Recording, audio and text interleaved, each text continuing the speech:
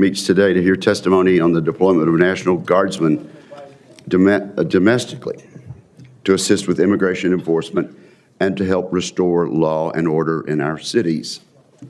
I welcome three witnesses today. We are joined by Mr. Charles Young, the Principal Deputy General Counsel for the Department of Defense. We have Mr. Roosevelt Ditlevson, the Principal Deputy Assistant Secretary of Defense for Homeland Defense and America's Security Affairs. And we will hear from General Gregory M. Guillot, Commander of the United States Northern Command. In recent years, violent crime, rioting, drug trafficking, and heinous gang activity have steadily escalated. The Department of Justice's Bureau of Justice Statistics has released data on these trends.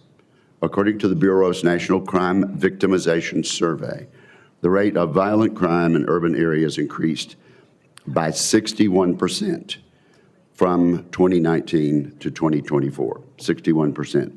Last year, the rate of violent crime in urban areas was 46% higher than the national rate, and it was 104% higher than the rural rate.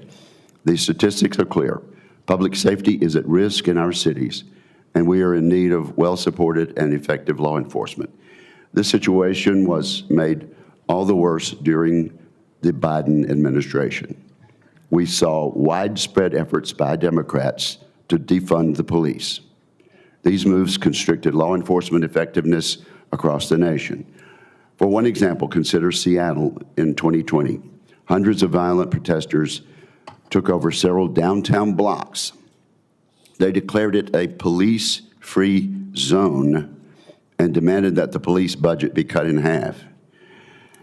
And apparently it did become a police-free zone. In the absence of all police presence, violence, open drug usage, and shootings escalated.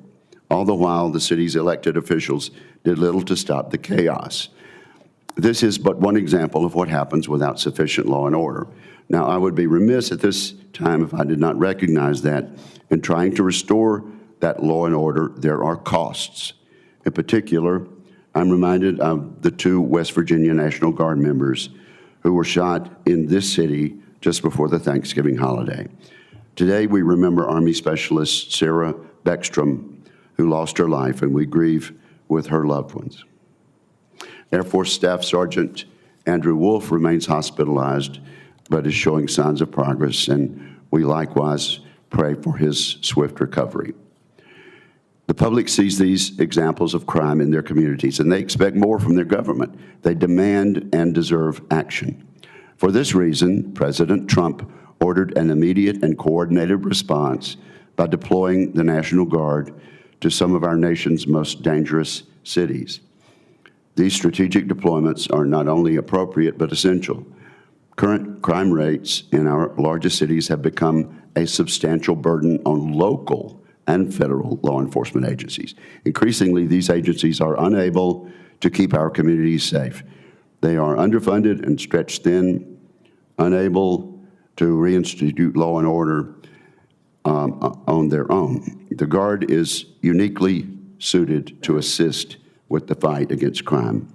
It can provide manpower, resources, and specialized expertise that local police departments may lack.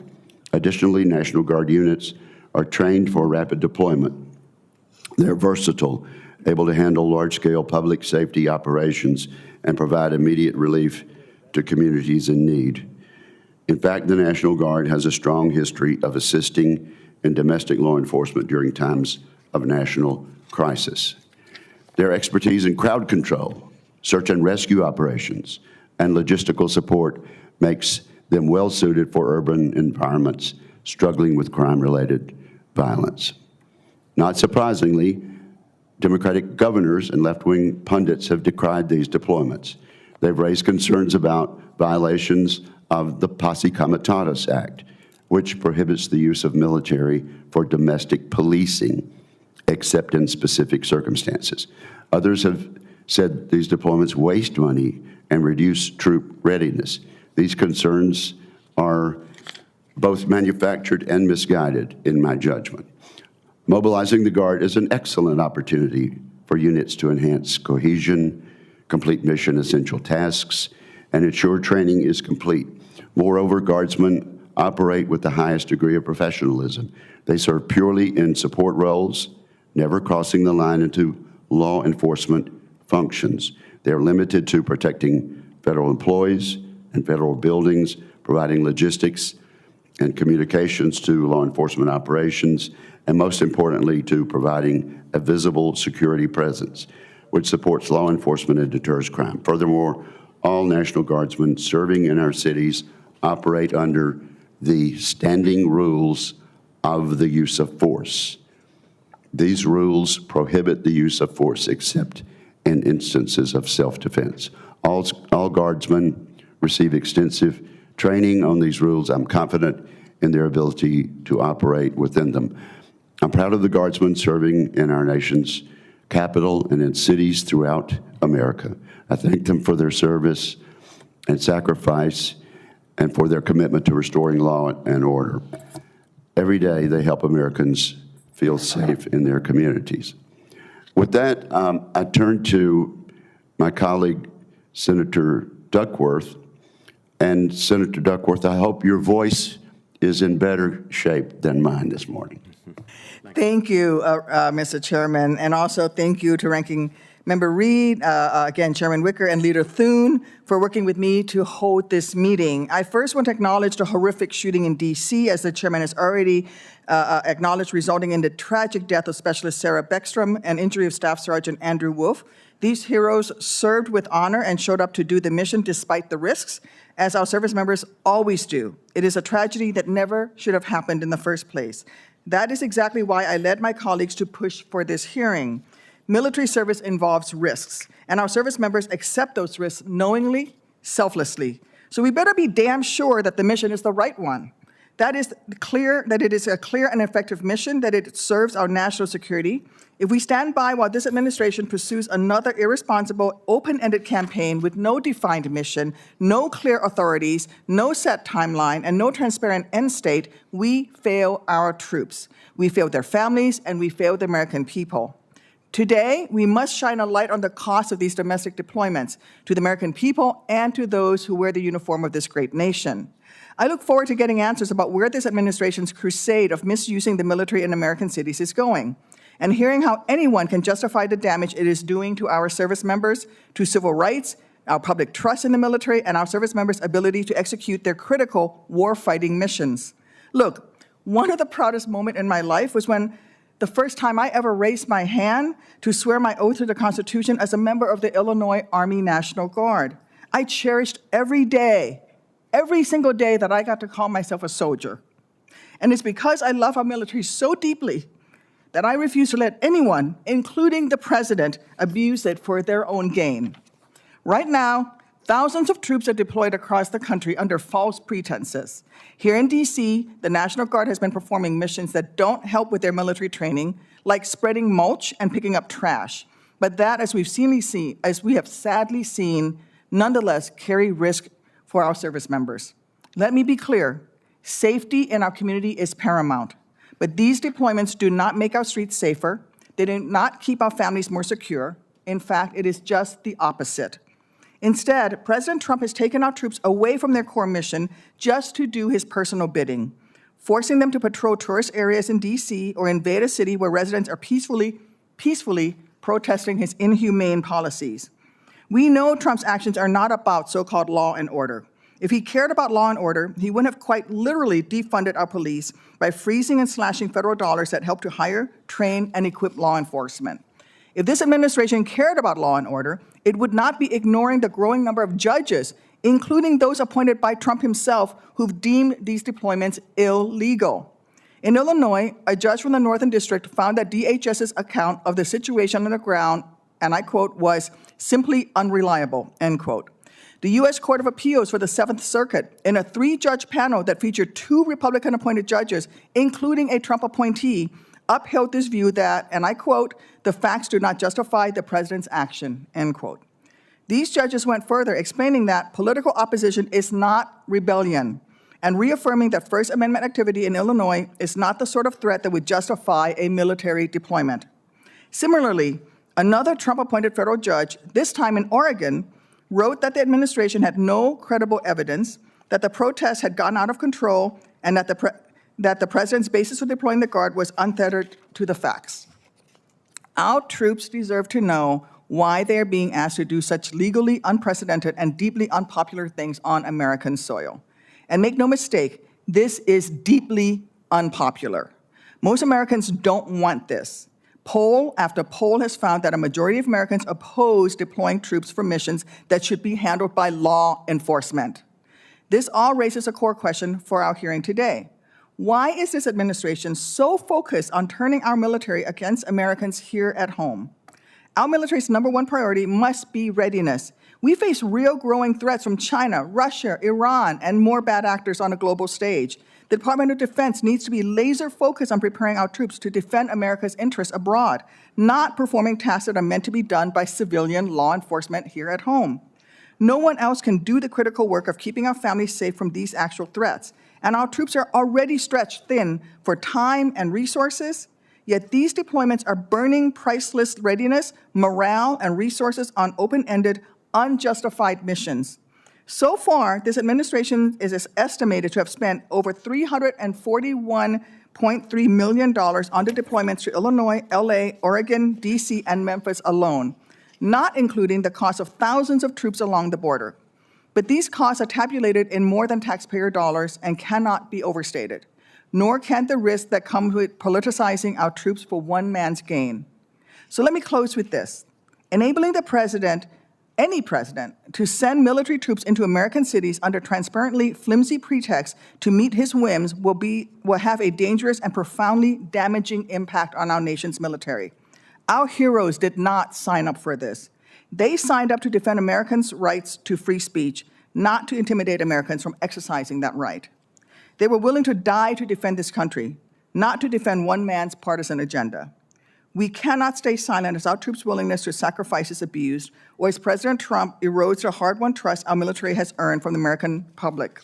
Because while our armed forces have a sacred role in our country, public trust can be easily lost when the commander-in-chief uses them so recklessly, especially when that commander-in-chief has already gone so far as to suggest that the military uses American cities as, and I quote, training grounds for, again, I quote the president, the war within. Look, these days, I may no longer be wearing my Army uniform, but it is still hanging up in my closet. But as a senator and as a member of this committee, my core mission remains the same as when I was in the National Guard, to keep America as strong and as safe as she should be. The power to deploy our troops domestically must remain exceptional, accountable, and rooted in law, not in one man's judgment about what constitutes disorder.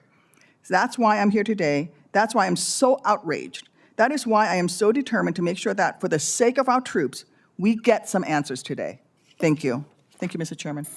Thank you, Senator Duckworth. Let me observe that my Air Force uniform is also hanging up in my closet, but there's no way I could get into it at this point.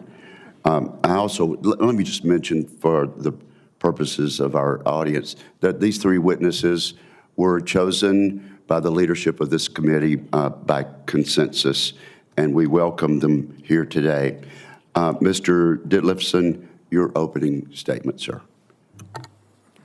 Good morning, Mr. Chairman, Mr. Ranking Member, and distinguished members of the committee. Thank you for the opportunity to provide an update on the Department of War's role in supporting Homeland Defense, particularly regarding the mobilization of the National Guard. As the Principal Deputy Assistant Secretary of War for Homeland Defense and America's Security Affairs, I oversee the policies and plans related to these missions, and I welcome the opportunity to brief you today. The Trump administration has taken every available opportunity to restore law and order in the United States. To that end, the department has reinvested in its relationship with our federal, state, and local partners to strengthen safety within our country. Americans must know that they can walk home at night, that they can take their children to the playground, that they can exist without fear of being attacked. President Trump promised law and order. And through his fearless leadership, he is delivering. Promises made, promises kept. The Department of War, and specifically the National Guard, plays a crucial role in responding to a variety of domestic challenges, from protecting federal facilities and personnel to supporting law enforcement and disaster relief efforts. The importance of the National Guard in this mission comes straight from the top. Secretary Hegseth, a decorated former member of the D.C. National Guard, is ardent and steadfast in the critical role the National Guard plays in supporting law enforcement and keeping the American people safe. Our efforts are guided by a comprehensive legal and policy framework undergirded, most importantly, by the Constitution of the United States. We prioritize strict adherence to legal parameters in all of our activities while faithfully executing the President and Secretary's direction. To do otherwise would jeopardize good order and discipline and would be dangerous and irresponsible. Recent executive orders and presidential memorandums have directed DOW to provide specific support in several key areas. Currently, the National Guard is deployed in several states under both Title 10 and Title 32 authorities, providing support for a diverse set of missions, including federal protection missions in California, Illinois, and Oregon, support to federal law enforcement in Tennessee, and restoring law and order in our nation's capital. We are committed to ensuring that all National Guard personnel are properly trained and equipped for these missions. Every single service member undergoes specialized training before being entrusted with the duty to protect American citizens. We emphasize de-escalation techniques, respect for civil liberties, and adherence to the rules for the use of force. We also work closely with state governments and other federal agencies to ensure a coordinated and effective response to domestic challenges. The Department of War understands the concerns surrounding the use of National Guard in domestic operations. We are committed to transparency and accountability in all of our activities. We strive to balance readiness for both domestic and overseas missions, adapting our training and resourcing to meet evolving needs. My office is committed to ensuring that these resources are used effectively and responsibly, as we have throughout President Trump's time in office. Thank you for this opportunity. I look forward to answering the committee's questions. Thank you, Mr. Ditlevson. Mr. Young, you're recognized for your opening statement. Chairman Wicker, Ranking Member Reed, and distinguished members of this committee, good morning. Thank you for the opportunity to appear before you today on the important topic of National Guard mobilizations. The overarching concern in all of our National Guard deployments is to ensure that our communities remain safe places where our citizens can enjoy their constitutionally protected rights in peace, and where federal officers can perform their valid federal functions without fear of being physically harmed. When the Department of War receives a presidential mobilization order, Supreme Court precedents requires that we presume that he exercised his statutory and constitutional authorities as the Commander-in-Chief in a manner consistent with the law. These lawful orders, given in exigent circumstances, requires the Department of War to rapidly muster a response to prevent loss of life of limb and property in emergency situations. The Department issues carefully tailored guidance to commanders and mobilized National Guard personnel, focusing their mission on the protection of federal functions, personnel, and property. In doing so, the Department has operated well within the law established by longstanding Supreme Court precedent and longstanding Department of Justice legal opinions. The Department of War has also received, evaluated, and responded to numerous requests for assistance from the Department of Homeland Security and the Department of Justice under well-established statutory frameworks for assisting other federal agencies in performing their federal functions and in assisting state and local law enforcement authorities. The dedicated women of our National Guard have selflessly stepped forward to heed the call of duty and have served our nation with distinction. From all reports, they are well received by the citizens they serve and have comported themselves in an exemplary manner. As a result of their service, our communities are safer. Our federal law enforcement officers can more safely perform their legal functions, and obstructions to the proper execution of federal laws are being removed. I look forward to answering your questions. Well, thank you very, very much. And now, General Guillot, you are welcome here and recognized for your opening statement. Good morning. Thank you, Chairman Wicker, Ranking Member Reed, and the distinguished members of the committee. I thank you for the opportunity to appear today alongside Mr. Ditlevson and Mr. Young regarding the deployments of the National Guard in Title X status within the United States.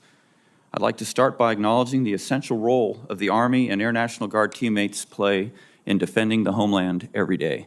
Right now, Guardsmen under the command and control of NORAD and U.S. NORTHCOM are defending against ballistic missile threats, protecting national airspace, supporting federal law enforcement, and helping seal and repel illegal activity at the southern border.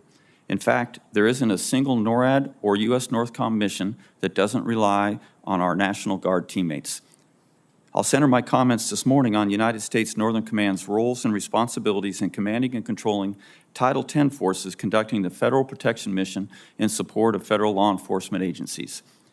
At the direction of the President and the Secretary of War, Army National Guard personnel operating in Title X status are tasked with protecting federal functions, which includes property, entities, and federal personnel performing federal functions, including enforcement of federal law in California, Oregon, and Illinois. There are also currently 200 National Guard personnel in Title X status at Fort Bliss, Texas, who are available for this mission if necessary. The assigned forces in all 4 locations operate under the command and control of U.S. NORTHCOM while reporting to U.S. Army North. This provides a unified command structure that ensures disciplined execution of the assigned missions and clear accountability. Accountability and adherence to all applicable laws and policies are critical, and U.S. NORTHCOM will continue to comply with all laws, regulations, and applicable court orders. In adherence with federal court rulings, personnel in Oregon and Illinois remain federalized on Title X status, but are not executing the Federal Protection Operational Mission. Meanwhile, 100 service members in California in Title X status are executing the Federal Protection Mission in accordance with a stay issued by the Ninth Circuit as litigation continues to progress. NORTHCOM is in coordination with the department regarding the order issued yesterday by the District Court in California.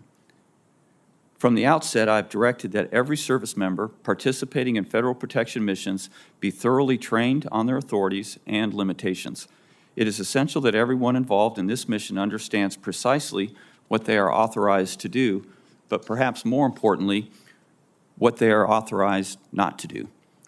To be clear, Title X forces are prohibited from conducting traditional law enforcement activities, including arrest, seizure, search, or evidence collection in connection with the enforcement of laws. Their mission is to take reasonable measures to protect the destruction or defacement of federal government property, including preventing civilians from attacking federal facilities, stopping ongoing interference with federal functions by civilians, or preventing civilians with a demonstrated intent to interfere with the federal functions from such interference. The mission also includes protecting federal personnel from harm or threat of death or bodily injury. As such, service members may temporarily restrain civilians, conduct cursory searches, or take other similar measures to ensure safety of the persons on the property. To date, only 1 civilian has been temporarily detained by military personnel. That occurred on June 13th when, despite verbal warnings, an individual crossed a clearly marked boundary surrounding the Wilshire Federal Building in Los Angeles. In accordance with applicable law and policies, that individual was only detained until they could be handed over to proper law enforcement personnel. Title X forces are present to protect federal property and federal personnel in the execution of their responsibility to enforce federal law, not to replace them. Local, state, and federal law enforcement remain fully responsible for public safety and policing, while the objectives of the military professionals performing this mission are safety and continuity of the federal functions, and, if necessary, de-escalation, not confrontation. I met a young Marine in Los Angeles this summer, and when I asked him to describe his assigned mission, he told me that it was to ensure that the American citizens exercising their right to peaceful assembly and protest were able to do so safely. I think that sums up both the mission and the professionalism of the service members assigned to this mission very well. The Federal Protection Mission is an example of the Department's unique capability to support partners during extraordinary circumstances. NORAD and U.S. Northcom are proud of the command's ability to rapidly deploy trained, disciplined forces when and wherever they're needed, and the well-trained, professional, and ready National Guard is crucial to that effort. Again, I would like to thank the committee for the opportunity to speak today, and I look forward to your questions. Thank you very much, General, and I think I'll start with you. Specifically, why bring the Guard in? What does it offer that law enforcement and other federal agencies cannot do? First and foremost, Chairman, they are extremely disciplined, and they can very quickly be trained to conduct any mission that we task of them. When they come in, we train them on what they're authorized to do, which is rooted in the Mayday opinion and their 12406 authorities, and also the Secretary's directive action, which is to prevent destruction and defacement of the federal facilities and to protect the execution of federal functions. They can do that because they're disciplined, they're well-trained, and they very well understand the limits of their authorities. Well, what are the benefits to the Guard? My first question was the benefits to the community and what they could bring, but what about the individuals that are being deployed? Or do they benefit from this also? Yes, sir, they do. We work very closely with the tags from each state to ensure that the training they receive not only benefits them in their federal function that they're performing for us, but also in their state role. So in the conduct of the mission, they get not only training on the standing for the rules of use of force, and also the civil disturbance operations that they could potentially execute, but they get small unit training, they get all of their medical training complete, they get all of their weapons qualifications and many other small unit tactics that benefit them in both statuses. Also, at this time, the majority of those serving in this role are volunteers, so it helps them in their pursuit of a career. And then it also allows us to trade out people who are assigned but maybe have school or other functions to ensure that the people that are serving not only are very good at their job, but they want to be there, and they're there on voluntary status. Mr. Young, you're the counsel in this panel. Tell us what the Posse Comitatus Act is and how this deployment, this type of deployment we're talking about today, does not violate the Posse Comitatus. Thank you, Senator.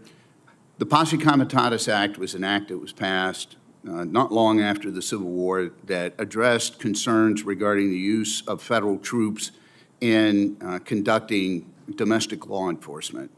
Up to that point in our nation's history, there had been a long practice of using federalized troops domestically.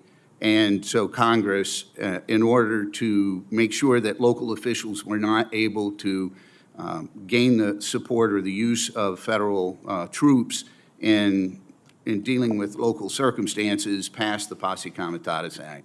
It essentially precludes the department and military personnel from being used in a manner that would pervade the local law enforcement and that would subject civilians to direct military authority. And over the course of time, the Department of Justice has analyzed that rule in relation to National Guard deployments. For the vast majority of National Guard deployments, they are considered to be non-federalized. Most of the time that the National Guard is used, they are used under the control, direction, and authority of their governors, and they are in either what is called a state active duty status, or they are in a federally funded but state-controlled status, which is otherwise called Title 32. In both of those circumstances, they are considered to be non-federalized. They're also considered to not be part of the Army.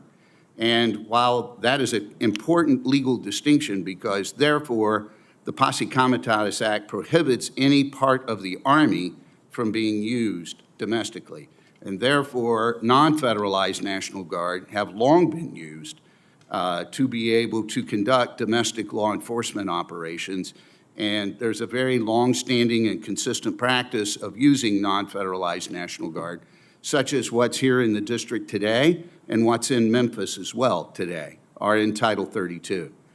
The other aspect is the authority of the President as the Article 2 authority to ensure that the laws are faithfully executed and to protect the sovereign, to be able to use federal forces, whether it be active component troops or whether it be National Guard personnel, to protect federal functions and property. So just to nail this down, there are federal case law precedents that cause you to believe that what is being done currently is in accordance with federal law.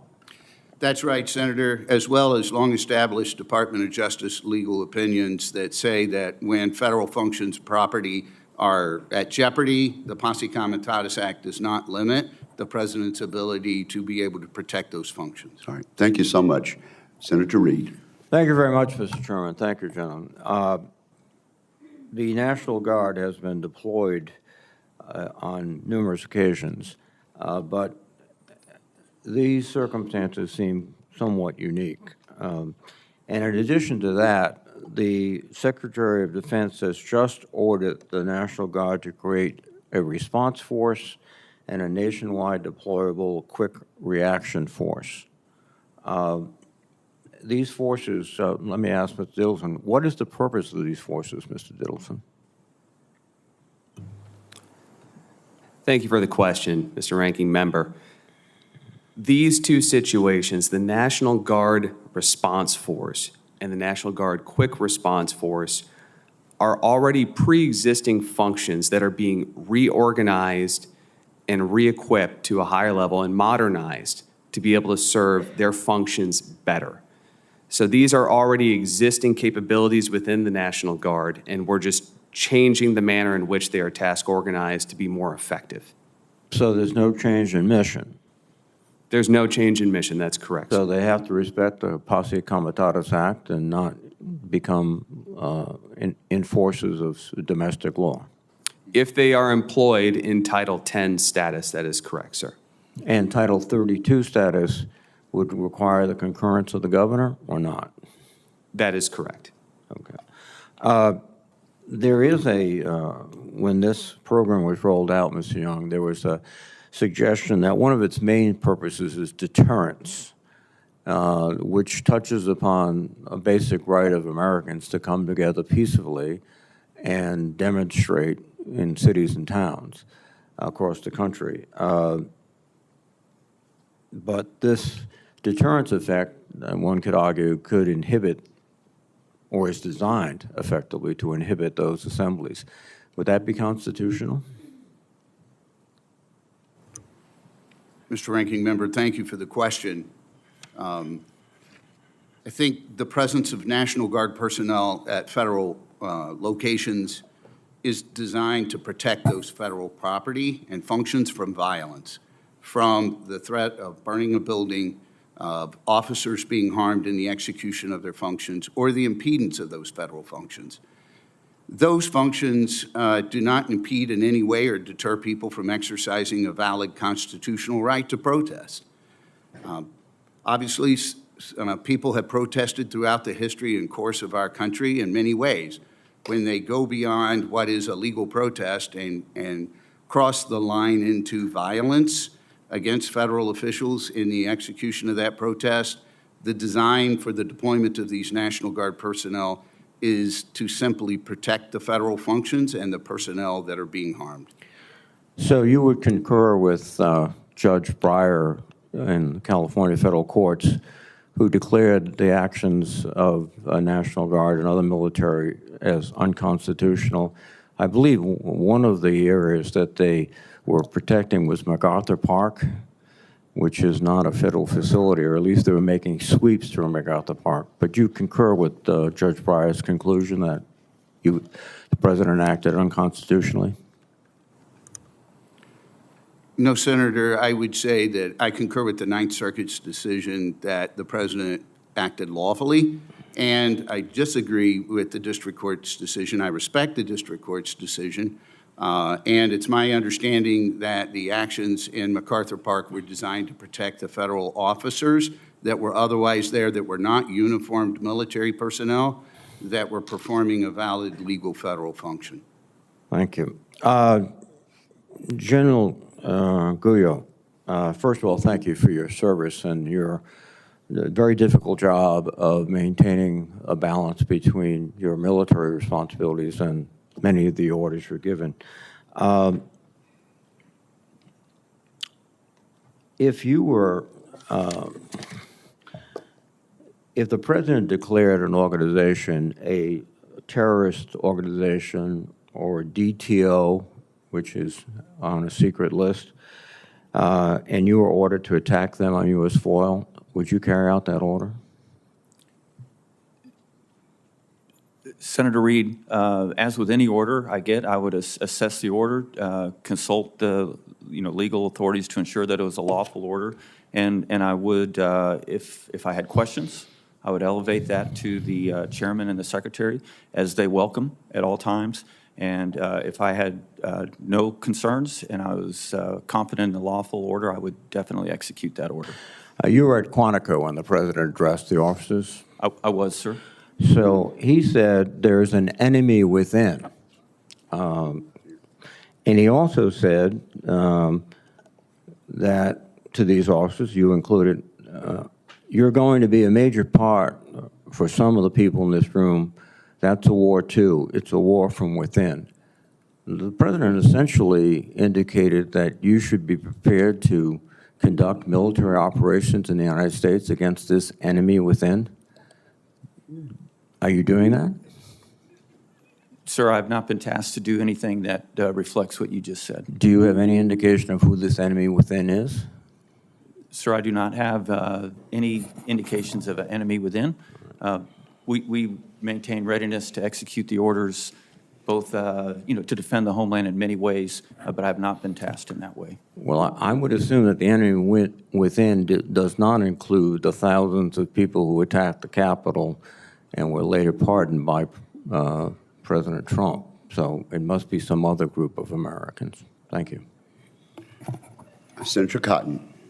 General Guillot, you've been on the job since last year. Have you received any illegal orders this year? Senator, I've never received any illegal orders throughout my career. Never once in your entire career? I have never. You've been around for a while, haven't you? Yes, sir, I have. Okay.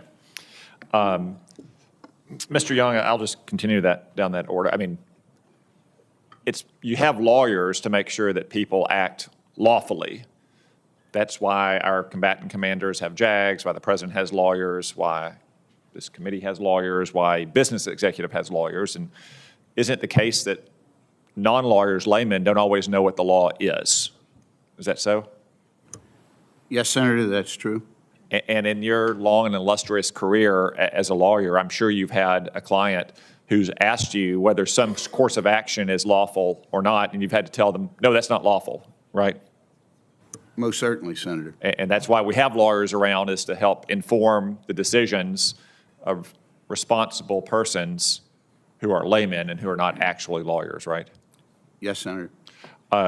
Is there a presumption of lawfulness of orders in the military? Yes, sir. There is a presumption of lawfulness, not only in the Uniform Code of Military Justice, but the Supreme Court precedents that's long established, going back more than 150 years, says that whenever a statutory authority is given to the president, that it's presumed that he is acting in accordance with that law, and longstanding Supreme Court precedent that deals with the necessity for a valid presumption of lawfulness in an order that's issued by the president.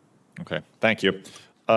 Let's turn to some other basic questions of constitutional law. I know that you're familiar with them from your time in the department. Does the president, not just this president, but does any president have the constitutional authority to federalize the National Guard to protect innocent life and property? Senator, the answer to that is, in the Constitution, the states relegated their authority to Congress to be able to call forth the militia in times of exigent circumstances. Congress, in turn, granted that authority to the President through federal statute, which remains in effect today and is the basis for these current deployments. And that authority extends even to states that refuse to mobilize their National Guard or where governors oppose the president executing that constitutional authority. Is that right? That's certainly true, sir. We have, in the course of history, been in circumstances where the president's had to mobilize National Guard over the objection of a governor. Okay. Can you cite any specific precedent of that? Yes, Senator Cotton, Little Rock, Arkansas. I thought you might say that. Yes, sir. Yeah, it's a very regrettable moment in our state's history when our Democratic governor mobilized the National Guard specifically to obstruct an order to desegregate Little Rock Central High School in 1957, which then forced President Eisenhower to immediately federalize the Guard to ensure those students could actually go to school in accordance with that order. I think I'll just leave it there and say thank you all for your testimony and for your service. And I want to join my colleagues in expressing prayers on behalf of all Arkansans for Specialist Sarah Beckstrom's family and for the continued rapid recovery of Sergeant Andrew Wolf, and support and prayers for all of our Guardsmen, whether they're mobilized right now across the country or somewhere around the world, to include the Arkansas National Guard, who just got here to Washington, D.C. and got out on patrol. So thank you all. Thank you, Senator Cotton. Senator Hirono. Thank you, Mr. Chairman. I would like to also convey my immense respect for the men and women who serve in the National Guard, and of course, particularly the two brave soldiers who were shot prior to Thanksgiving, one of whom having since tragically passed away. Today's hearing asks a simple but profound question. What kind of country are we becoming? In August, referring to domestic military deployment, the president said, quote, "Not that I don't have the right to do anything I want to do, I'm the president." Quote, in September, he doubled down, admitting he wants to use American cities as, quote, training grounds, end quote, for the military, telling military leaders to, quote, handle the, quote, enemy from within, before it gets out of control. So we have a president who does not believe that the rule of law applies to him. We have a president who believes that whatever he does and says is lawful. That's why whenever we have witnesses saying that they abide by lawful orders of the president, it makes me question what you think is lawful, because you all believe with the president that whatever he says and does is lawful. Over the past year, this regime has deployed National Guard troops into American cities under legal theories that are untested at best and at worst stretch the law beyond recognition. They have used vague claims of rebellion and chaos to justify putting soldiers with rifles and military vehicles onto our streets, even as crime in many of these cities has actually fallen. Now, this is a regime that does not use facts as the basis for their decisions. We are not here today because local law enforcement failed. We are here because the Trump regime chooses to treat ordinary public safety challenges as a pretext for a sweeping show of force. Again, this isn't about the effectiveness of local law enforcement. How do we know? Because this regime has cut over $800 million in Department of Justice grants to state and local law enforcement for community safety initiatives like policing and violence prevention. We'll hear a lot of illegal stuff, I call it, today, Title 10 versus Title 32, the reach of Section 12406, posse comitatus, but behind those legal debates is a basic question about how we think about the use of power in our democracy. When Americans step out of Union Station in Washington, D.C., for example, do we want them to see soldiers on street corners, military trucks at intersections, and the visible sign of a police state? Or do we want them to see the openness, the energy, and the confidence of a democracy that does not need to put troops on its streets to feel secure? And right now, The daily relationship between Americans and the DC National Guard is being fundamentally altered. These deployments are changing how people experience their own capital city and how they view our military. This is not normal. Don't tell me it's normal to have National Guard in, where are the cities? LA, Portland, Chicago, DC, Memphis. Don't tell me this is normal. It is not normal for a president to attack blue cities controlled by Democratic mayors or governors in blue states. This regime has pushed boundaries that prior presidents, Republican and Democrats alike, respected for generations. And that has to do with the non-politicizing of the military. The American people deserve answers to what we're doing in deploying all these troops to our cities. And, I just want to ask Mr. Young, the president at one point said that protesters should be shot in the street. Is that a legal order? He put no conditions on that. I'm not aware of the president giving any order to that nature or effect. He said it to Secretary Esper. Senator, I'm not Take my aware of word that, for and it, I'm not sure when okay. that conversation may or may not have Let's occurred. say that the president issued such an order. He said so. He said so, okay? Is that a legal order? Senator, orders to that effect would depend on the circumstances. Well, the in president that the- applied no conditions. So we have a president who doesn't think that the rule of law applies to him, and he wants to show force. And the question I have for Mr. Ditlevson is, I'd like to know what kind of assessments were done as to the impact of these kinds of deployments that have already used up $340 million to date and more, as long as these troops are going to be continued to deploy to the cities that I've mentioned and others. Like, what kind of assessment done by whom as to what the impact of these deployments are on our readiness and other questions that should be of significance? Can you for answer that question briefly, Mr. Ditlevson? Yes, Mr. Chairman. Thank you for the question, Senator. In the department, we are constantly assessing all costs related to these deployments, readiness costs, fiscal costs, and I can say without a shadow of a doubt, this is not having a negative effect. This is a modest burden on the department. Most of these deployments are reimbursable in nature. They're not a Department of War bill. And the number of troops that have been deployed are very small relative to the overall National Guard force. And the National Guard Bureau has given us those assessments and said this is not negatively affecting them. Thank you. find Thank you, that hard to Senator believe. Thank Rono. you. And Senator Rounds. Thank you, Mr. Chairman. First of all, good morning. I thank you for taking the time to participate in this, and I recognize that as the committee has asked, we brought you in here because we want to learn as much as possible and share that with the American public.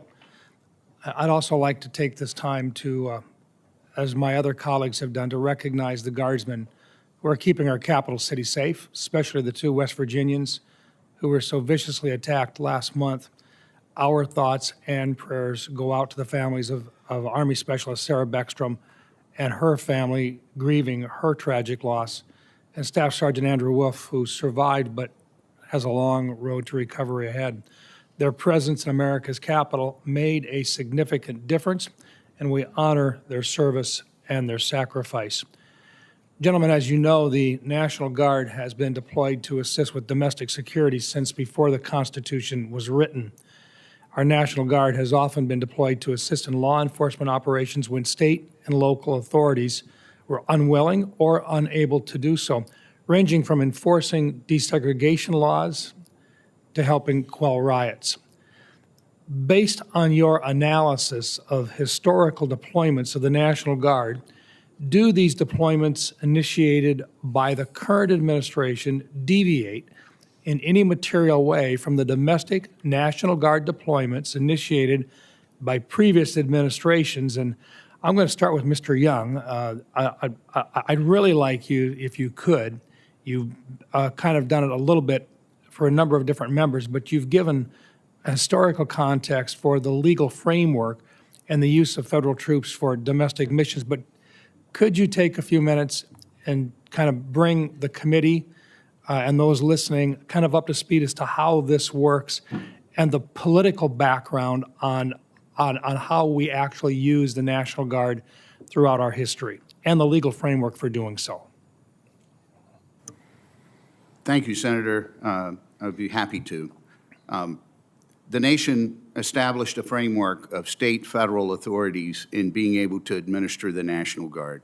And in many ways, as the country developed, the National Guard was considered the force of first resort, rather than bringing in troops from the regular Army or the active component Army or Navy or Air Force.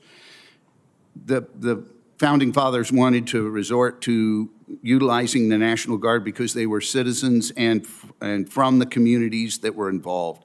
And these books that I have here are just books on the role of federal military forces in domestic disorders. And there's tons of examples of that. It's quite voluminous. There's lots of examples over the course of the nation's history. And most of the deployments that are done in the cooperation or with the cooperation of state authorities. State authorities ask for it. State authorities are in control. Most of them are state-funded many times and state-operated. But there are times when, say, for instance, in Katrina, and needing to be able to address a disaster that was coupled with civil disturbance, the scope and magnitude of the circumstances or the nature of it necessitate federal funding, but they're still under state control. But the Constitution recognized that there would be certain exigent times at which time the country and the president would need to be able to act quickly and be able to mobilize the militia to be able to respond to the threats that were present. And they're enumerated not only in the Constitution, but in the statute that you wrote. And when we talk about federal funding, but under state control, we call that Title 32. If it's under federal funding and under the direction of the president, it's Title 10.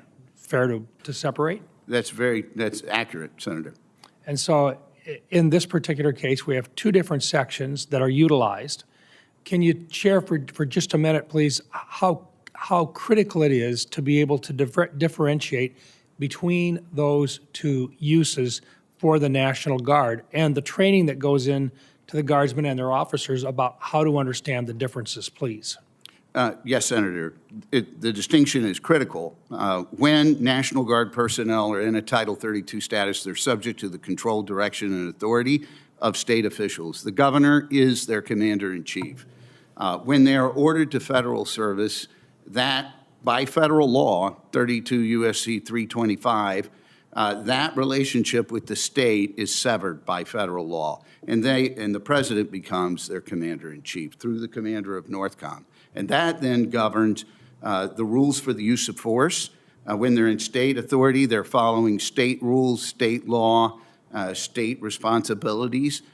When they're in a Title 10 status, they're following the standard rules for the use of force that are under General Guillot's concern, sir. Thank you. Thank you, Mr. Chairman. Thank you, Senator Rounds. Senator Kane. Thank you, Mr. Chair. I begin again, as many others have, just expressing condolences to the family of Sarah Beckstrom, 20-year-old specialist from Webster County, West Virginia.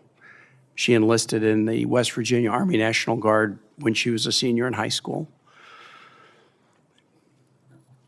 Andrew Wolf, the staff sergeant, 24 years old, who is, thank God, recovering in critical condition, but recovering from Martinsburg, had been in the Guard, also enrolled in his senior year in high school. I also want to mention to other colleagues a name that hasn't been mentioned, Alabama Staff Sergeant Jacob Hill, 30-year-old, who had served in the Guard for 13 years. He died during the deployment to D.C. in a non-duty medical emergency when he was stationed at residing in a hotel in Virginia. He died on the 13th of November. The D.C. deployment has been the subject of a litigation, and I want to read the ruling of the court in District of Columbia versus Donald J. Trump from November 20, 2025, 6 days before the two soldiers were assassinated. Here is the ruling of the court. First, the DOD defendants have exceeded the bounds of their authority under Title 49 of the D.C. Code and thus acted contrary to law in deploying the D.C. National Guard for non-military crime deterrence missions in the absence of a request from the city's civil authorities. And second, these defendants lack statutory authority under 32 U.S.C. Section 502, Section 32, to support their request for assistance from out-of-state National Guards and their actions in calling those guards to the district. The court ruled that the D.C. Guard couldn't be used for garden variety law enforcement activities without a request by the mayor, and the out-of-state guards could not be summoned here. That violated the defendant's legal responsibilities and exceeded it. The administration is appealing that order. That order came down 6 days before the assassination of these troops. The administration is appealing, as is their right. But I just want to say to the families, what we owe to you is a vigorous prosecution to the full extent of the law of the criminal who assassinated these two individuals, killing one and badly wounding the others, and badly wounding Staff Sergeant Wolf. But if this legal order is upheld, and these were unlawful missions, these individuals shouldn't have been here. They should have been celebrating Thanksgiving with their families at home rather than patrolling near Farragut Square in Washington. And if those legal orders are withheld, there's something additionally we owe these families in addition to the prosecution of the assassin. The civil officials responsible for an unlawful deployment will owe these families a deep, deep apology for the losses that they have suffered. The prosecution of the assassin is important, but responsibility and acceptance of responsibility from civil servants issuing illegal orders is also important. It's deeply important. I would encourage my colleagues to read this 61-page order that was issued. I think it's quite persuasive. We'll see how it stands up on appeal. But I had the deep feeling on the day that the sad news broke about the shooting that the two West Virginians should have been home with their families celebrating Thanksgiving that day rather than here on a mission of questionable legality. General Guillot, I want to ask you a question in my remaining seconds. You talked about the training that Guard members receive. What training do Guard members receive when they're deployed in these missions about dealing with folks who present with mental health issues? Local law enforcement receive very significant training on this topic. I wonder what training our National Guard members receive on this topic. Senator, those that are deployed in Title 10 status receive two primary types of training before they're allowed to go on mission. The first is on the standing rules for the use of force to ensure that at first they learn how to de-escalate and then use any force as a last resort, but first non-deadly force before deadly force only when all lesser means have been attempted and failed and they're protecting themselves or the fellows. I'm now over time, but is in either the two kinds of training that you were describing, Yes, sir.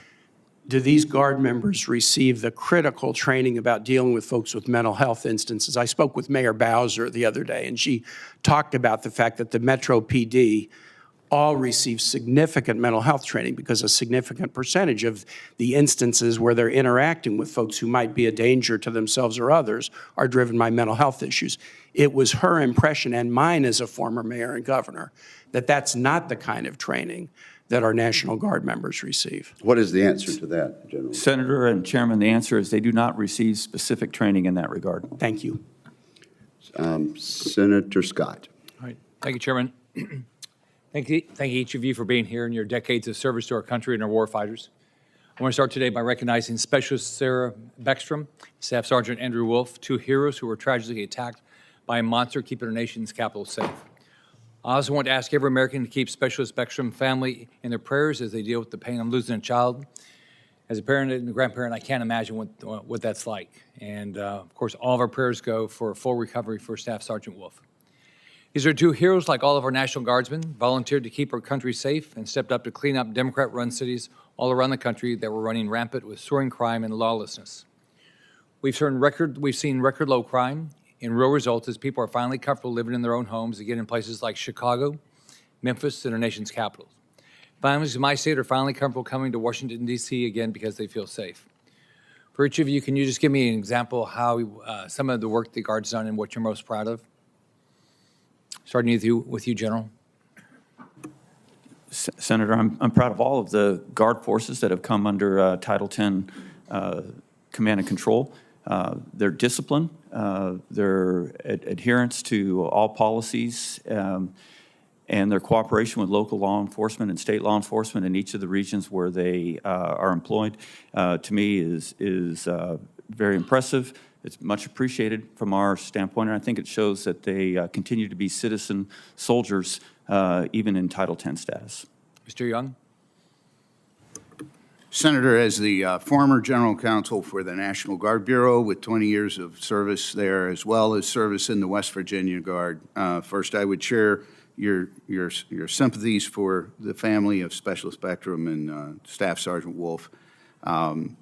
I would say that I've seen the National Guard in my time, in my 20 years, having advised on National Guard issues, do exceptional things, everything from domestic emergency response and making sure our communities are safe to helping us execute our Operation Midnight Hammer in a way that really could not have been done without a total team effort. And so the National Guard is always ready, it is always there, and every member of the National Guard that I've served with are exceptional professionals who are able and willing and ready to accomplish the mission whenever it presents.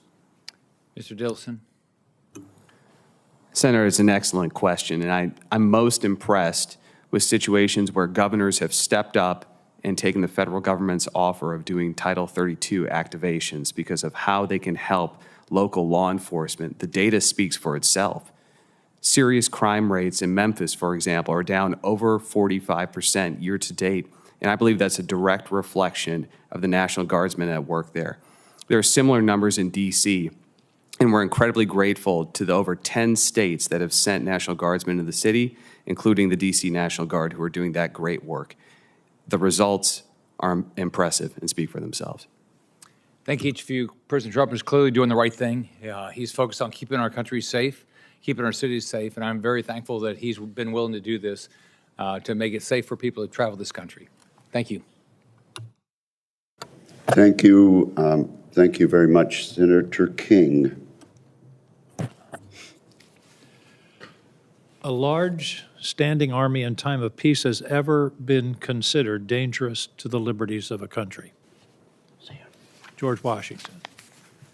The founders of this country understood the dangers of a military presence within our borders. James Madison, a standing military force with an overgrown executive. That sounds familiar, doesn't it? An overgrown executive will not long be safe companions to liberty. Again, Madison at the Constitutional Convention, the means of defense against foreign danger have always been the instruments of tyranny at home. Do you have a mock-up? Patrick Henry, a standing army we shall have also to execute the execrable commands of tyranny. Finally, Samuel Adams, a standing army, if it shall be established, will undoubtedly be permanent, and the people will become slaves. I want to sort of broaden this discussion from the specific to the more general. What concerns me about the cases we're talking about today is the normalization of deploying the military domestically. We've got laws about it, and you guys can thread the needle and talk about how this or that deployment is okay or not okay, but the idea of deploying federal troops into American cities, particularly against the wishes of the governor. Mr. Ditlevson, you said something that was borderline humorous. You said, we'll work closely with state and local governments. That didn't happen in Illinois or in California. So we're talking about a broader issue here that I think is extremely dangerous. And the reason it's particularly dangerous in the present moment is we have a president who has a very low bar as to what constitutes an emergency. I live in Maine. on the border of Canada. There is no emergency with Canada. And yet this president declared an emergency in order to impose tariffs on Canada, which is wrecking their economy. So the idea that we are saying that the president has the power to, in his own mind, decide what an emergency is and then deploy troops into our cities, I think is exceedingly dangerous. And the people who founded this country thought so too. So I think we can talk about the legality of a particular deployment here or there, but the principle is what's so dangerous, and the founders of this country understood that, and in many, many ways. For example, in the Constitution, the Army, we're only allowed to fund the Army for 2 years. That was for a purpose, in order to limit the whole idea of a standing Army. We now have a standing Army. We have an all-volunteer Army. And then we have this quick reaction force, which has essentially become a special army on behalf of the president. And I'm not I do criticize this president for his low standard of what constitutes an emergency, but this is a dangerous precedent for any president. And that's what concerns me about this, gentlemen. And Mr. Young, you're familiar with the concepts and the principles of the Constitution. Speak to the more general question that I'm raising, not the specifics of Washington or Los Angeles, but the idea of the normalization of use of troops in our streets, I think is extremely dangerous, and the founders of our country would I think, agree. Thank you, Senator. I would just say that immediately after the passage of the Constitution, Congress passed a law that would delegate their authority to determine when the militia could be called forth, and they delegated that authority to the president. George Washington himself, whom you quoted, immediately put that to use. And George Washington mustered 13,000 militiamen and marched them to Pennsylvania to suppress what was... Shays Rebellion. Sir, it was the Whiskey Rebellion. Whiskey Rebellion. Right? The Shays Rebellion was in Massachusetts. Whiskey Rebellion is in Pennsylvania, where they tarred and feather tax collectors.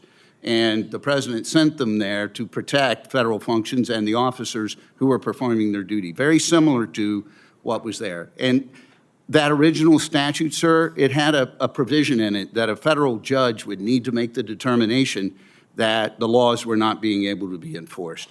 And after George Washington moved the troops to Pennsylvania, Congress came back and amended that and took that out and put it within the discretion of the president. And it wasn't long after that that the Supreme Court reviewed that muster.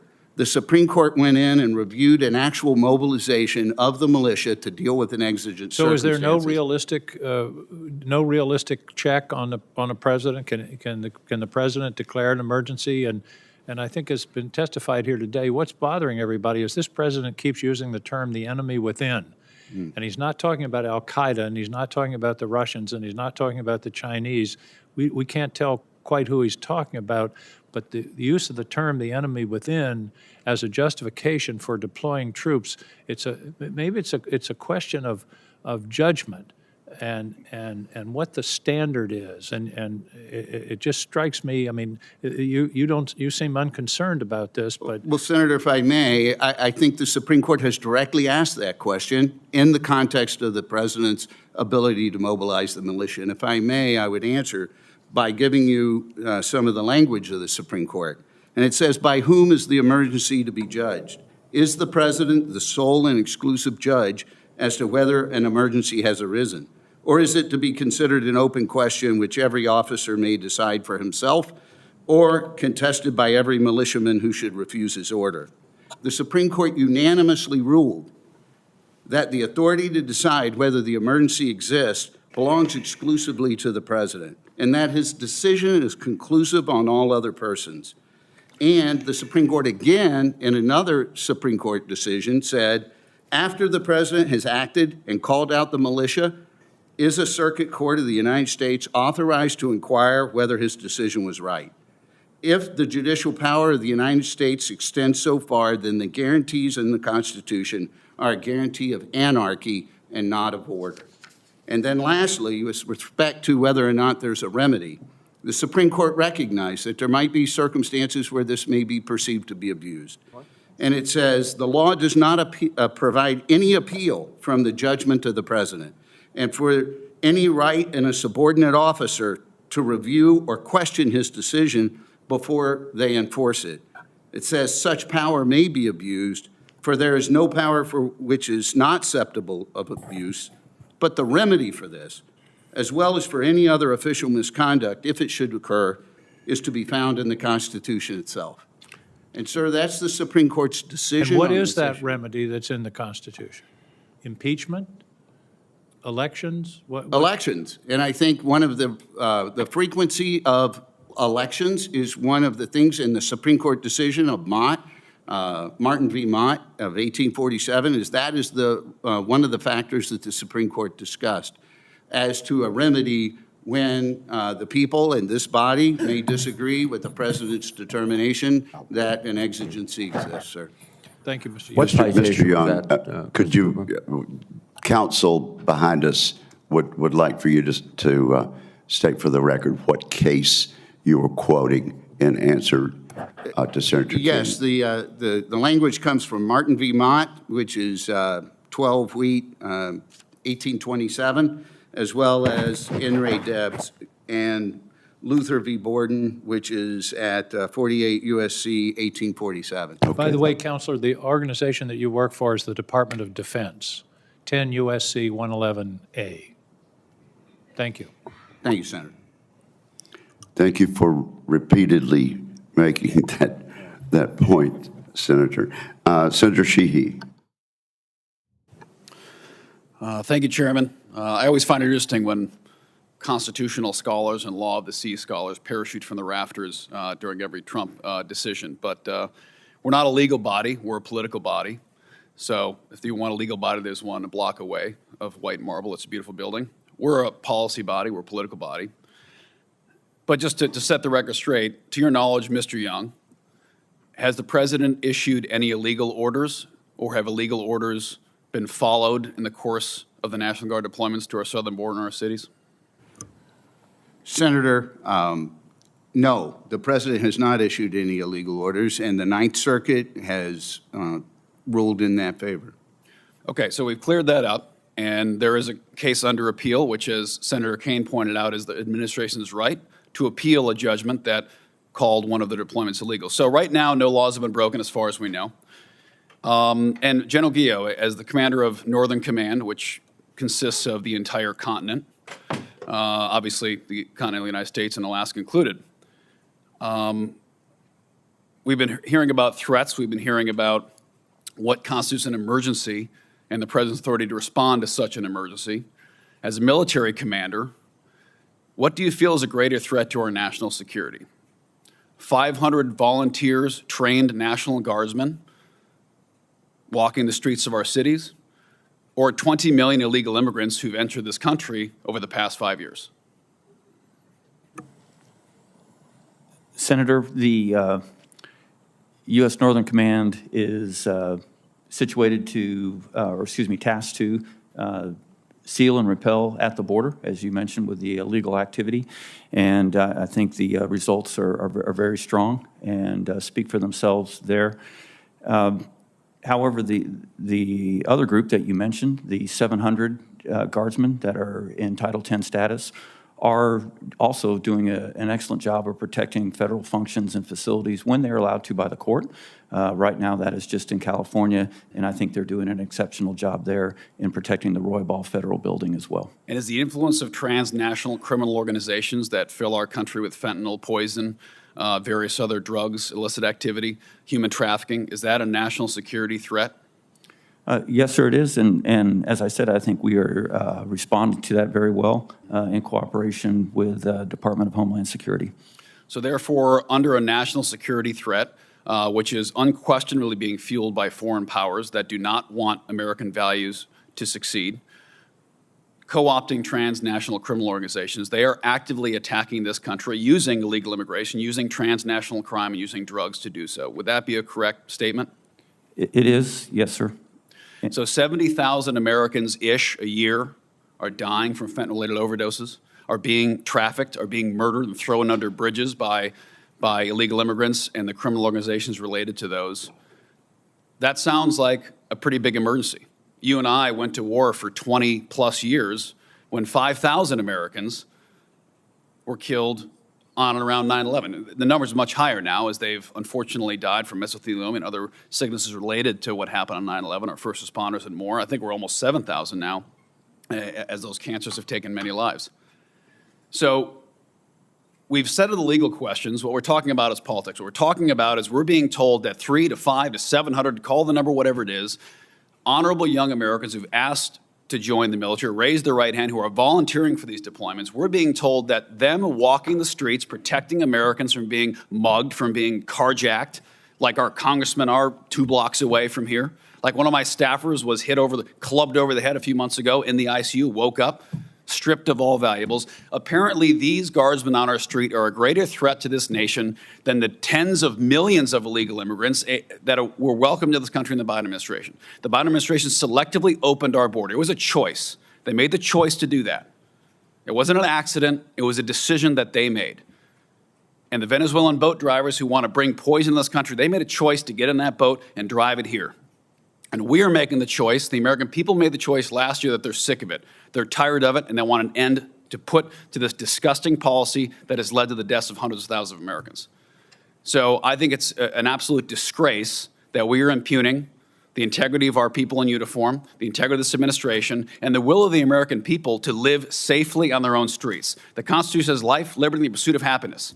The American people have a right to expect their government will protect them from being murdered in the street. So I'm sick and tired of the constitutional lawyers parachuting out of the rafters every day when we are doing exactly what the American people asked us to do. If a legal order is given by the Supreme Court that this is wrong, I can promise you the administration will follow it. I hope they do, and I would expect them to. But thus far, a year into this administration, that hasn't happened, and the American people asked to be protected from these threats, and you're doing that. Thank you. Thank you, Senator Sheehy. I recognize Senator Warren, and I have a markup across the street in the Rules Committee, and Senator Budd will preside during my absence. Thank you. Thank you, Mr. Chairman. I want to start by extending my condolences to the family of Specialist Sarah Beckstrom, who paid the ultimate sacrifice while deployed in D.C., and my thoughts are with Staff Sergeant Andrew Wolf as he continues to fight for his life. And I want to make clear, nobody here is impugning the people who are on the streets. No one here is impugning the integrity of our National Guard. We're just asking about how they got put there by people in leadership positions. It's been 6 months since President Trump and Secretary Hegseth deployed the National Guard onto American streets.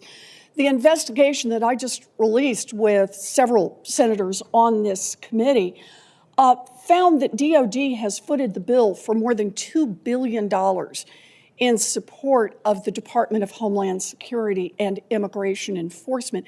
That's money that was meant for military training facilities, crumbling military barracks, schools for military families, and instead, it was spent on deploying our National Guard to pick up trash in Washington, D.C., and deal with civilian protesters in other cities.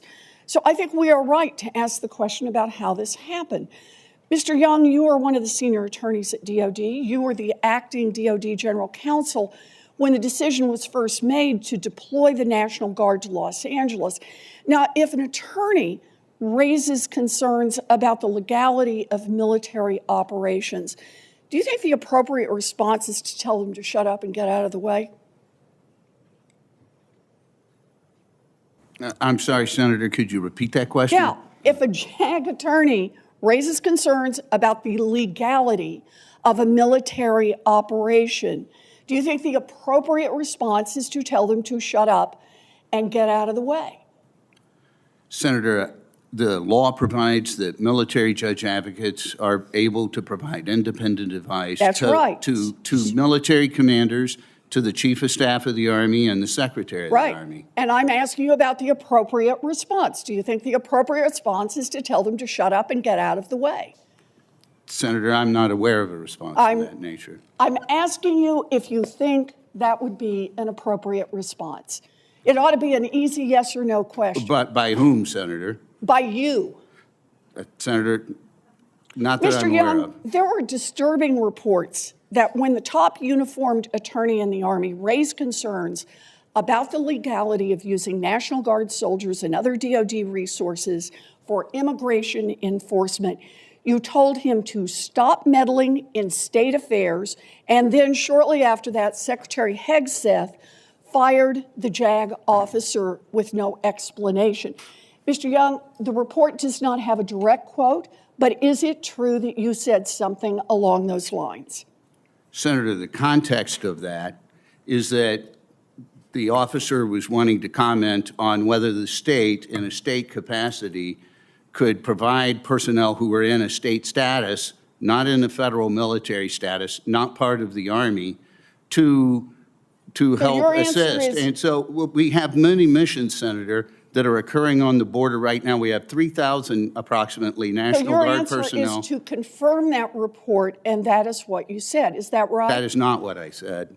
So you're saying you didn't say that? I did not say that. Well, I'm glad you said you didn't say it, because this is not the only report of JAG being sidelined by this administration. And I'm glad you think it might be inappropriate for JAG to be sidelined.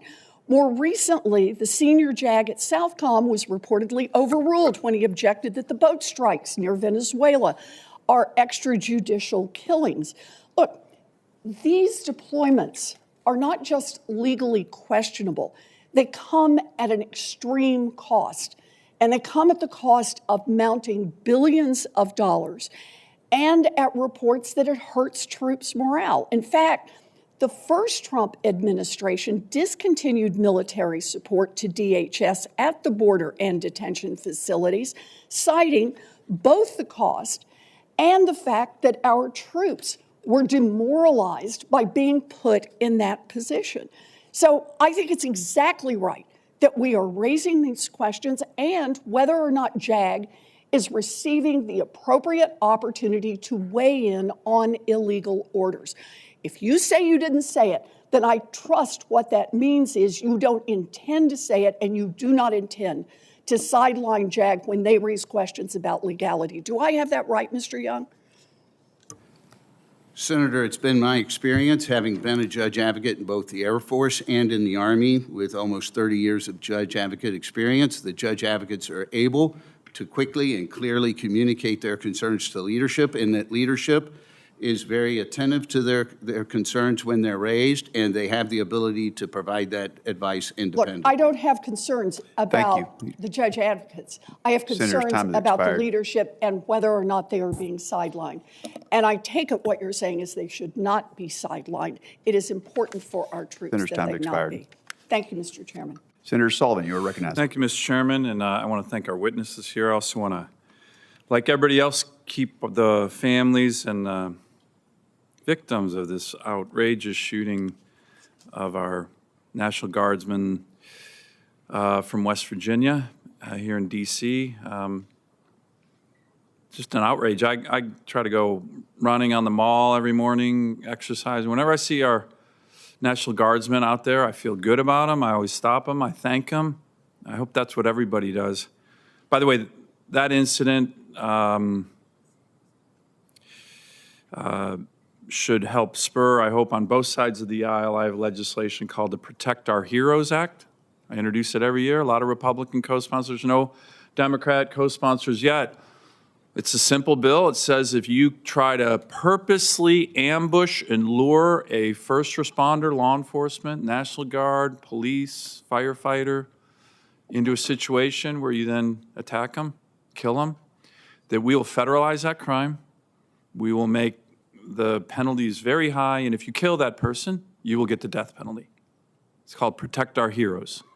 And I would love it if some of my Democrat colleagues could come on board, because that is exactly what just happened to these young, brave National Guardmen. And the people who did it should get the death penalty when they kill someone.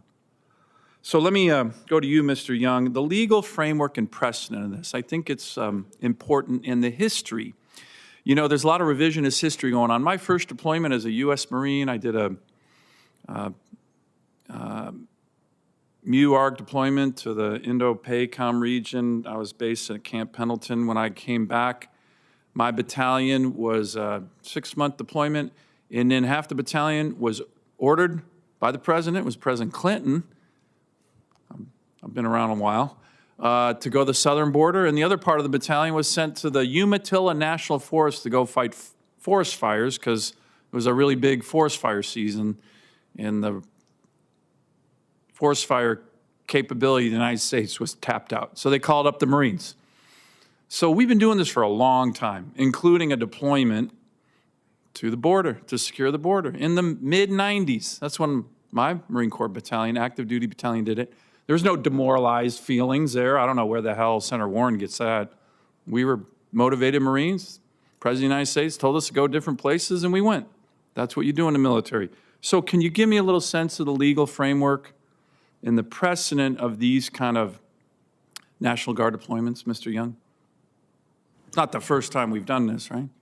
No, Senator, it's not. And the border mission, as you stated, has been long enduring. And decades, right? That's right. Democrats, yes, Republicans have ordered our active Democrats duty forces and Republicans, yes, to Senator. the border to secure the border. Yes, sir. Bill Clinton did it when I was an active Yes, duty. and they've been doing it in various duty statuses, whether it be non-federalized in Title 32, where governors would send troops to the border in a collaborative sense, also in Title 10. Under differing administrations, sir. There's a legal basis and legal precedent that extends decades with Republican and Democrat administrations, correct? It is, yes, sir.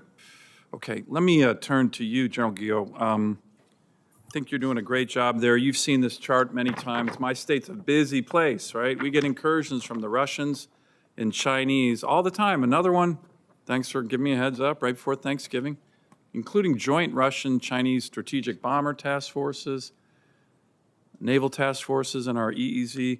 But I wanted to ask you, particularly, General, the role of the National Guard in these operations, because these are frontline operations going directly against our adversaries, wing to wing, when our fighters go intercept Russian Bear bombers and MiGs that are armed. Dangerous work. We do it all the time up in Alaska. How critical is the National Guard in those missions? Senator, the National Guard is essential in those missions. Indispensable, aren't they? Absolutely. I say frequently that the success of NORAD and NORTHCOM starts and stops with our relationship with the National Guard. To answer your question specifically, in Alaska, we have the 49th Missile Defense Brigade Battalion at the Fort Missile Greely. Defense Unit that's protecting the entire United States of America right now as we speak. From ICBM attack, yes, sir. Correct, is National Guard unit. That's right, entirely National Guard there at Fort Greely.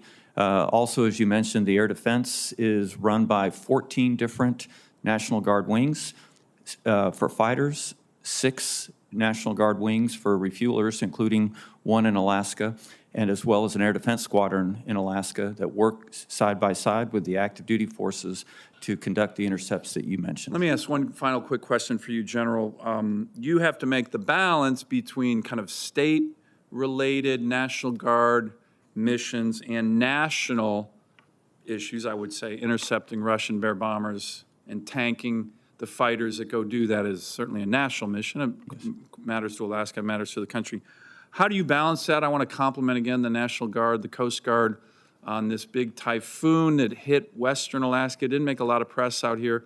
51 rescue missions, saved 51 lives. Unfortunately, we lost a couple Alaskans in those brutal storms, but that was kind of a state-specific example. How do you make the balance on the National Guard's missions when you have national and state-related missions? So the way we do it is we have constant and steady relationships with the tags to let them know that federal forces are available if needed to complement the initial response in the state. In the case that you just mentioned, I think the response by the Alaska National Guard was phenomenal, and they did not require any federal assistance. But through NORTHCOM, we contact your tag and tags all across the country to make sure they know that we are ready with Title 10 assistance if needed. Great. Thank you. Thank you. Thank you, Mr. Chairman. Senator Peters, you are recognized. Thank you. Thank you, gentlemen. Thank you for being here and your testimony. Just wanted to put out, first off, I think we all agree here, and everybody in this room, is that keeping the American public safe and fighting crime and making sure folks feel secure in their communities is absolutely fundamental to government. I would say it's probably the primary role of government is to keep people safe, first and foremost, so that we all agree. But then the second question is, how do we do that in the most effective way? How do we actually reduce crime? How do we make sure people are safe, and how do we spend scarce taxpayer money as wisely as possible? That's how I approach problems.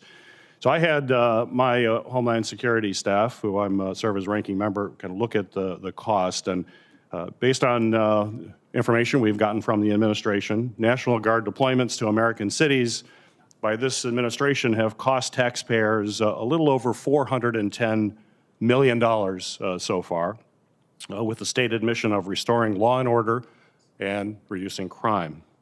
The federal government, however, as I think you know, already has some really effective ways of bolstering public safety now, such as the Department of Justice COPS hiring program, which puts highly trained, professional, full-time police officers in the community, helping those communities in particular that need additional law enforcement help. It funds local agencies to hire career law enforcement officers. Last year, in fact, the COPS program funded the hiring and training of 1,193 fully trained professional police officers nationwide at a cost of $157 million. So if we just do a bit of back-of-the-napkin math, the $410 million spent over the past 4 months of Guard deployments, if annualized, we would be able to hire 9,366 local trained police officers who know their communities, have local trust, and are often part of the community. They live there as well. So, Mr. Ditlevson, given these numbers, do you agree that spending these funds on career law enforcement officers would be much more effective use of taxpayer money than a temporary employment of National Guard folks? Senator, thank you for the question. And you make a great point as far as the difference in cost, but I would counter that by saying in exigent circumstances where we need to move fast, where things are not standard or normal, the National Guard is the response force that needs to be utilized in those situations. We look at Los Angeles and the rioting that was occurring out there. President Trump had to take action in that situation and mobilize the National Guard to help our partners in federal law enforcement respond to the vicious attacks that were happening on those officials. And so in those scenarios, it makes a lot more sense for National Guardsmen to deploy. Additionally, in areas where we are able to work with state governments, such as the state of Tennessee, we've been able to help dramatically reduce the overall crime rates in that city. And we are constantly reassessing the situation on the ground. If we are able to get crime rates down, where local law enforcement can handle these issues once again without additional federal support, there's nothing more that we'd like to do than to end these deployments. But with normalization of criminal activity, the president has jumped at this opportunity and led to make sure that we are a nation of law and order. Well, let me reiterate. If you talked about putting those troops in the short run, that governors and mayors who actually are on the ground, those are their cities, those are their folks, didn't believe that support was necessary, and in fact it only increased tensions in those communities. That's not a long-term solution, and we should probably be immediately deploying things like COPS grants to help folks. In fact, just which I thought was interesting in how this is so inefficient, in response to written questions from my staff, the DC National Guard confirmed that 38 of their service members, who are Metropolitan Police Department officers, 10 of them were called up for or I should say, 38 of them are service members. 10 of them are supporting DC Safe, Beautiful Task Force and are not serving their day jobs as police officers. So they've been basically taken off the streets as DC trained police officers, and they're doing things like painting fences, picking up trash, with the D.C. National Guard? Why would you take trained police officers off the street in Washington, D.C., call them up for the Guard and say, now you can help beautify the city instead of being on the street fighting crime? Does that make any sense? It's a good question, Senator, but I would posit two things. First off, there are different missions for the D.C. deployment. There are presence patrols that are taking place constantly to make sure that people feel safe and secure. These folks weren't doing that. From what we understand, they were doing the beautification mission. Senator, I can't speak to the specifics on that, but in addition to that, oftentimes local law enforcement are also National Guardsmen, and that only helps our National Guard. I agree, but they should be doing law enforcement work, not picking up trash. I mean, these are the kinds of things that just how inefficient. We got to be efficient. Taxpayer money is sacred. We have to protect our communities, but let's do it in a smart way. Let's not do it in a way that may make TV news. Let's do it in a way that actually helps people on the ground and keeps them safe. Thank you, Senator. Senator Schmidt, you're recognized. Thank you, Mr. Chair. I'll just point out that I do think that it's important to understand why we're here, like the context. The fact of the matter is that the excusing of violence and this unlawful behavior by rioters and folks who seek to do harm against our law enforcement across this country has metastasized. And you don't have to go back into ancient history.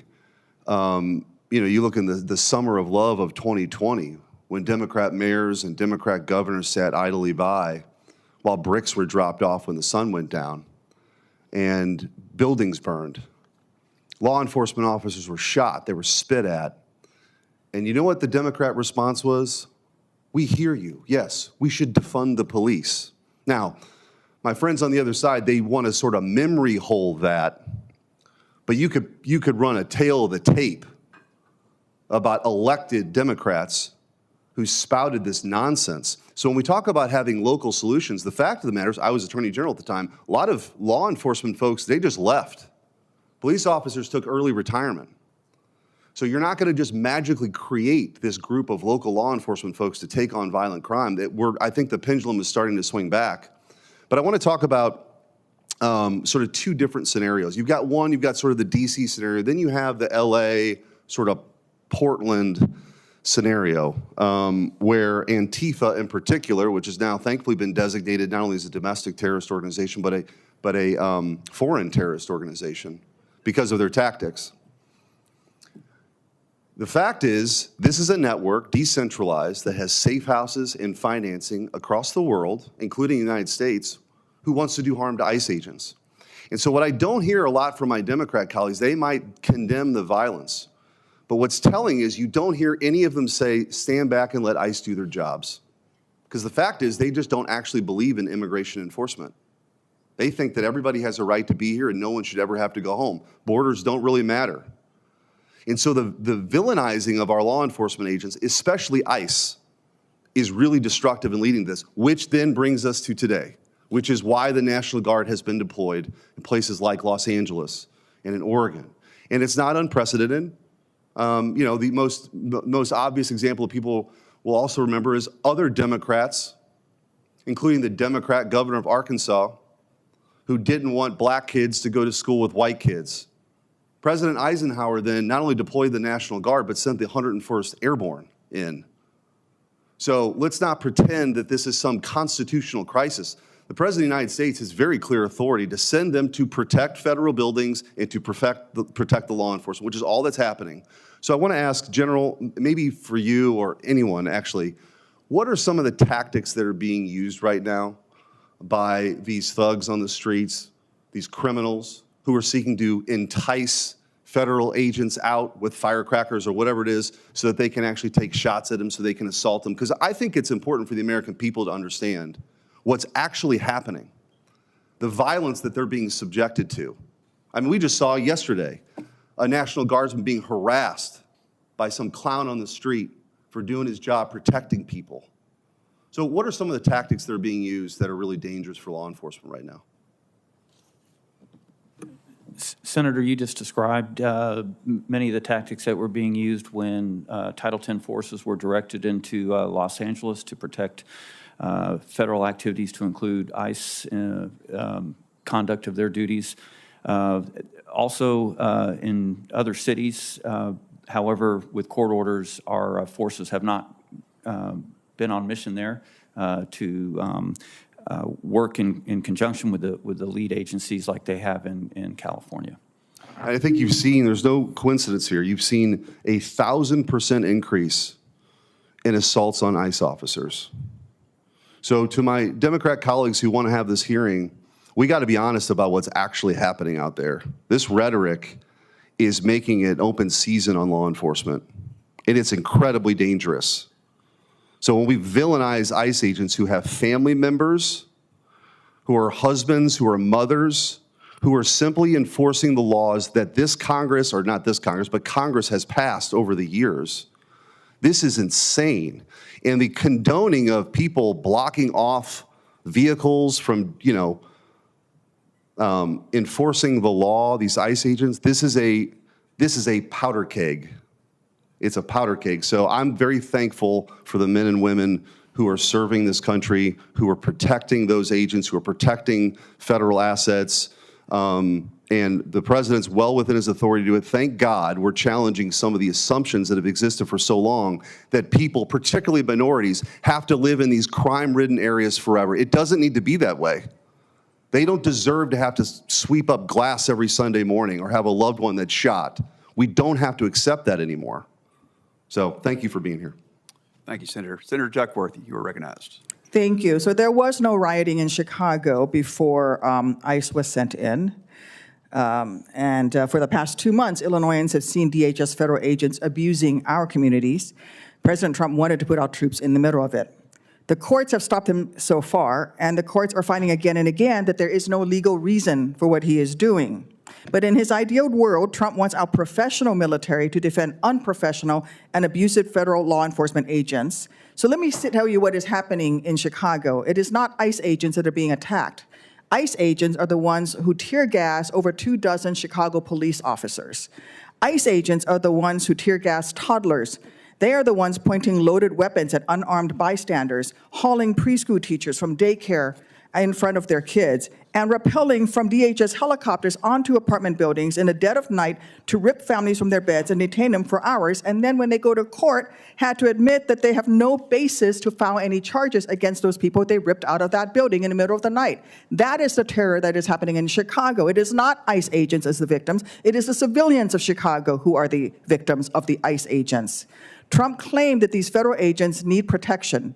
The same agents that a federal judge found repeatedly used excessive force against civilians and lied about it in court because we showed up with footage of them abusing civilians. Trump was ready to throw troops onto the streets of Chicago to protect these violent agents under a vague and unprecedented mission with little realistic guidance for what their experience would actually be like on the ground and the complex decisions that they will face. So let's play this out.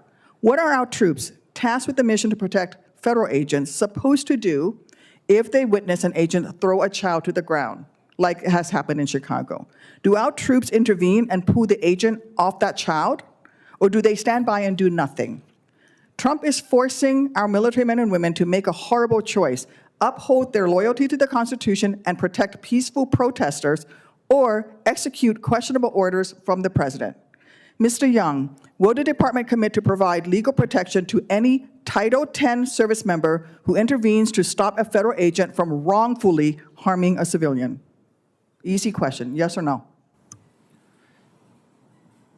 Senator, are you asking if the department will defend them? Is that what you're asking? Yes, with the Department of Defense. Generally, in those circumstances, Senator, it's the Department of Justice that would provide representation, not necessarily the Department of Defense. So you're saying the Department of Defense would not commit to providing legal protection to any Title X service members who intervenes to stop a federal agent from wrongfully harming a civilian? That's not what I said, Senator. What I said is the Department of Justice is the one who provides the representation. What will the Department of Defense do? The Department of Defense makes recommendations based on the facts and circumstances of each event as it occurs. That's part of a package. So you're not committing. I'm sorry? You're not committing to support our troops who are under Title X who intervenes to stop a federal agent from wrongfully harming a civilian?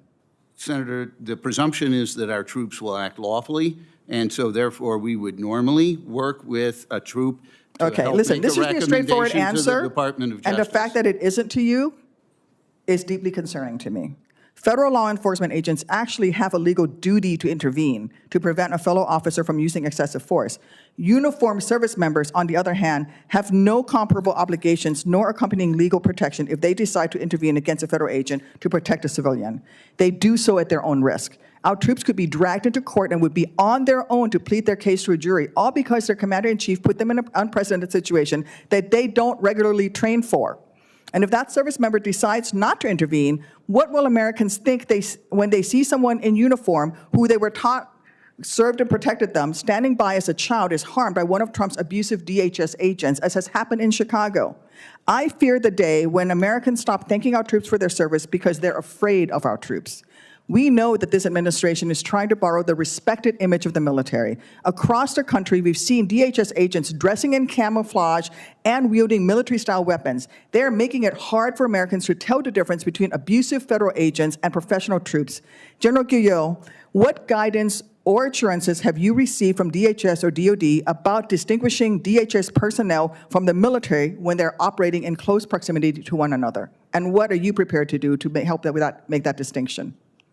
Senator, I have not received any guidance or direction to do anything within my authority, though.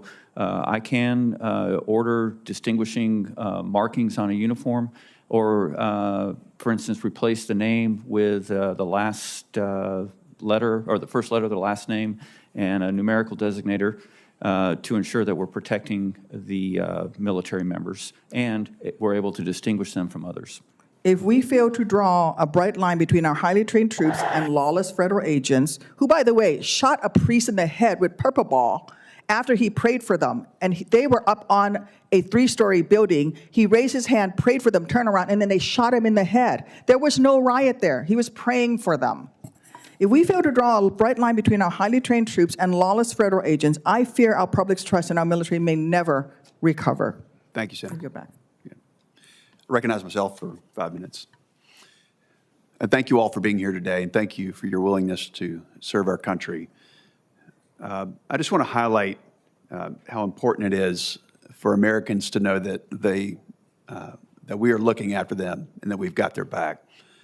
You know, deploying National Guard, it would not be necessary, and I think you pointed this out, but it would not be necessary if state and local officials were helping get criminal, illegal aliens, and violent repeat offenders off the streets. But the problem had metastasized, and President Trump needed to step in. So thank you all for what you're doing. You know, my colleagues across the aisle, they like to talk about the importance of the rule of law, but unfortunately not when it comes to enforcing immigration or criminal law. So I think we should be thankful each and every day for our men and women in uniform who put themselves in harm's way to keep Americans safe. You know, some elected Democrats have even made the dangerous claim that it was the National Guard's very presence that led to the murder of Specialist Sarah Beckstrom and the wounding of Staff Sergeant Andrew Wolf. I think that's really irresponsible. So let's be clear. A deranged terrorist targeted members of our military who were simply carrying out their mission to keep Americans safe. And they weren't attacked because of President Trump or Operation Make DC Safe and Beautiful or anything that service members themselves had done. You know, we mourn Specialist Beckstrom's loss, and we pray for the healing of Staff Sergeant Wolf. And I want to thank the West Virginia National Guard for their service to our country. And it's really special to me. My wife's family is from West Virginia. My wife's from West Virginia and from Berkeley County, home of Martinsburg. And before Martinsburg, many years ago, they were from Webster County, the 2 counties in West Virginia that were affected. So this is personal. And in small communities, most families know each other one degree away. So our prayers are with them, and we're grateful for them. Let me read off a few statistics from the D.C. deployment here. The National Guard has rendered medical assistance 136 times here in D.C. They found 12 lost children. They've stopped 86 physical alterations. They've administered Narcan 27 times. 27 times a service member has given life-saving treatment to prevent an opioid overdose. I don't know how anyone can actually be against this assistance to local law enforcement, You know, maybe it's the same way the left has now become the pro-cartel, pro-drug boat party. I don't get it. I mean, these are my friends over there. I don't understand it. But my only question for you, Mr. Ditlevson, is I know that crime has gone down here in D.C., objectively, as well as in Memphis. Can you talk about the differences compared to deployments in other cities, and what's driving the factor in what's the driving factor in bringing the crime down? What are you all doing to bring crime down? And are there approaches from local law enforcement that you've noticed that have really helped bring about some favorable outcomes? Senator, thank you for the question. The distinguishing difference in those two situations versus the other deployments is the willingness of governors to step up and ask for help from the federal government. That Title 32 status allows National Guardsmen to do much more than they would be in a Title 10 status in a strictly defensive posture, protecting federal law enforcement and federal property. And it's important to note because in the cases of Oregon and Illinois, Secretary Hegseth offered Governor Kotek and Governor Pritzker, respectively, the support of the federal government to help fund a Title 32 deployment in Portland and Chicago, and that offer was rejected by those governors. And President Trump, as Commander-in-Chief, fulfilling his campaign promises of restoring law and order in this country, led on that issue, federalized troops, and sent them to those cities to protect American citizens, because all American citizens, regardless of whether they live in a red area or blue area, they deserve the right to be able to walk in their cities safely and securely. Well, thank you for that.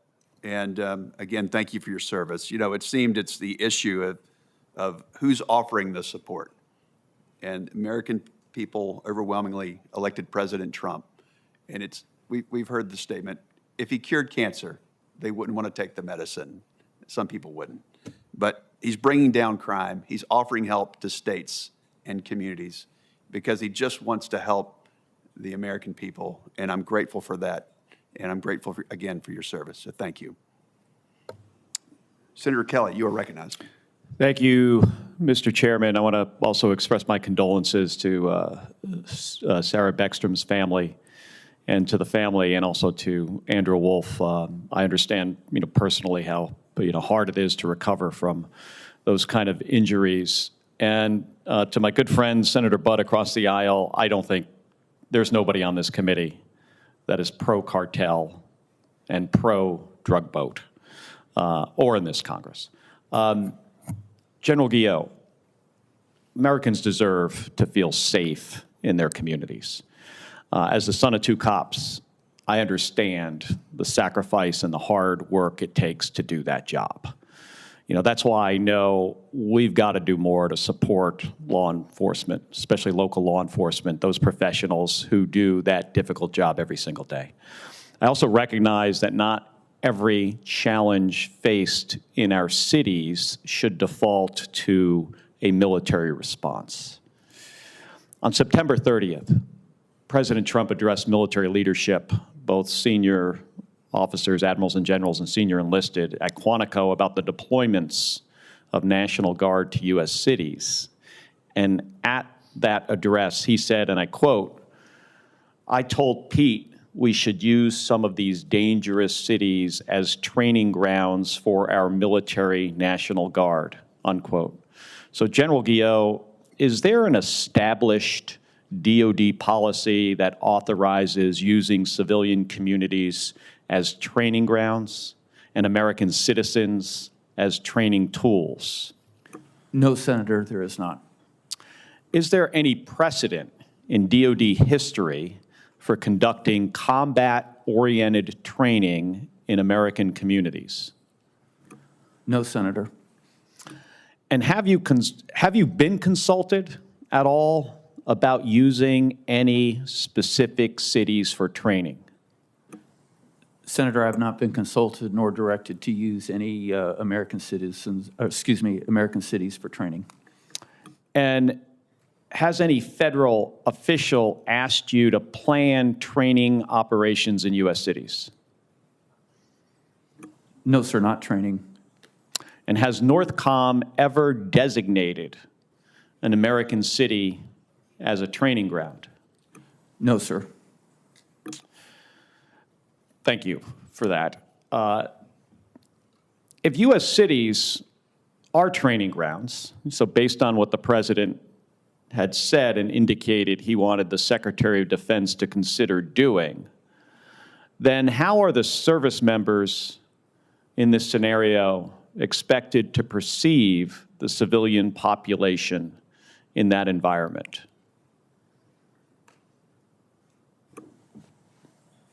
Senator, I can tell you that for the areas that are under Title X control, we provide very clear training and reinforce that with daily meetings on what our purpose is there, and that is to protect federal buildings. It is not for any other function. But if you carried out the president's objective of using a city for training, does this imply that civilians could be used as potential adversaries? Senator, I'm very confident that that is not a factor within my chain of command because of the very clear guidance and direction that we give on what the mission is and what our proper response to any activities there, which includes de-escalation as the first step in the standing rules for the use of force. So what do you think the president meant by that statement? Sir, I haven't thought into what he might have meant. I listened to it at the time, and since then have only gone on what has been directly tasked to us and then what my authorities and responsibilities are.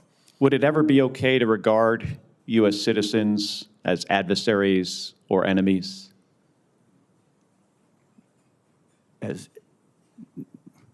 Well, sir, that's a hypothetical. Our initial response is no. Now, of course, there could be illegal activity that's underway, and we may have the authority, vested in us to respond in accordance with the authorities that we have. But again, these are like double and triple hypotheticals. I don't mean it as a hypothetical. And even if there was illegal activity, could be viewed that person is a criminal. I'm asking specifically, is it okay to regard U.S. citizens as enemies? No, sir. Well, thank you. We defend the United States and U.S. citizens. We do not view them as enemies. Yeah, I agree with you. My concern is, that labeling a city as a training ground inherently puts civilians in a position of being an adversary or an enemy. So I appreciate your response. Thank you, General. Thank you, Senator. Senator Slotkin, you're recognized. Thank you. And I join the rest of my colleagues in recognizing the 2 West Virginia guardsmen who were shot in one fatal shooting, and thank them and their families for what they've done. I guess, my questions are for you, Mr. Young. You're the number 2 lawyer at the Department of Defense. You've come before this committee before. A couple of weeks ago, a couple of us here on this committee and others put out a video talking about unlawful orders because we were getting so many people in uniform coming to us and saying, I just don't know if I'm going to be asked to do something that is illegal. I don't know how to handle that. Do you believe that any president can issue illegal orders? Is it possible for a president of the United States to issue illegal orders that the U.S. military should reject? Senator, that's theoretically possible. Okay. And, I think in the past, then Major Hegseth in 2016 said that the military has a responsibility to reject illegal orders. Attorney General Bondi last year wrote that military officers are required not to carry out unlawful orders. Can you give me an example of what would be an unlawful order of any kind? Senator, I would say that the oath that this Congress has prescribed in 10 Just an USC example. 502 Just an example. Like we've prosecuted people, right, for carrying out illegal orders. So what Tell me is there, just In give that me example, any example. Senator, the one that would come to mind would be the My Lai massacre from Okay. where a young platoon leader issued that it was not the President of the United States. As long as an order is not patently and facially illegal, it is presumed to be lawful, and service members are obligated Understood. to follow it without having to consult with the judge. And I think the advocate, or- conversation that we were starting was not because we don't trust the military. If anything, I mean, I've worked alongside the military my entire life as a CIA officer. It's that the decision makers and the words coming out of the mouth of the commander-in-chief using our cities as, quote, training grounds, those are the things. Going after, quote, the enemy within does not give us confidence that this president is going to always use the military in an apolitical way that's exclusively meant on protecting the United States. Now, you said earlier that, and rightfully so, that the National Guard, of course, if they're doing missions like helping to clean up from an ice storm in Michigan, I don't think anyone questions the typical way that we use the National Guard. But for these folks who are deployed against the wishes of the sitting governor and the people of that state, you said that the troops are there to protect federal personnel, functions, and property, right? So people or functions or buildings. If you were asked to approve the placement of uniformed military on and around polling locations for a federal election in 2026, what would your legal judgment be of whether those uniforms could do that? Senator, again, that's a hypothetical situation. There are federal laws that prohibit the stationing of troops at polling places. However, right, the question would be whether or not the degree to which that would apply in a non-federalized status under Title 32, and it would depend on the status of the personnel and the mission parameters that are being contemplated. So it's possible that if you were asked, if you said, look, we've got a problem in Chicago, right? We've talked about federal troops in Chicago. We need to put uniformed military surrounding polling locations in downtown Chicago. Are there circumstances in which you would approve that?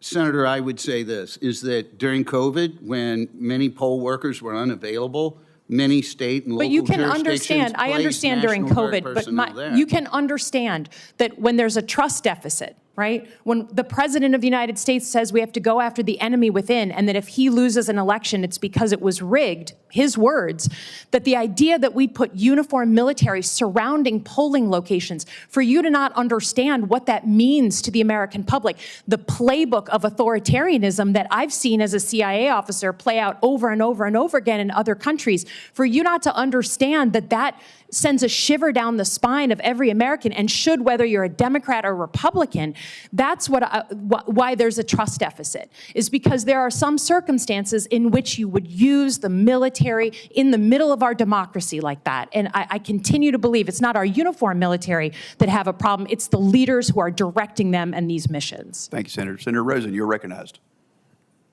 Thank you. Well, I want to thank Chairman Wicker and Ranking Member Reed for holding this hearing. And like the rest of my colleagues and all Americans, my heart breaks for the murder of Specialist Sarah Beckstrom and the shooting of Staff Sergeant Andrew Wolf, who is thankfully recovering. My deepest condolences go out to their families, to the members of the West Virginia National Guard. And there's no question that American cities like Washington, D.C. face real public safety challenges. We need to tackle those directly by supporting and investing in local law enforcement. We need to strengthen community policing strategies. We need to address the root causes that drive crime. And sending the National Guard into communities, as my colleagues have suggested, is not a long-term solution or any solution to crime in our cities.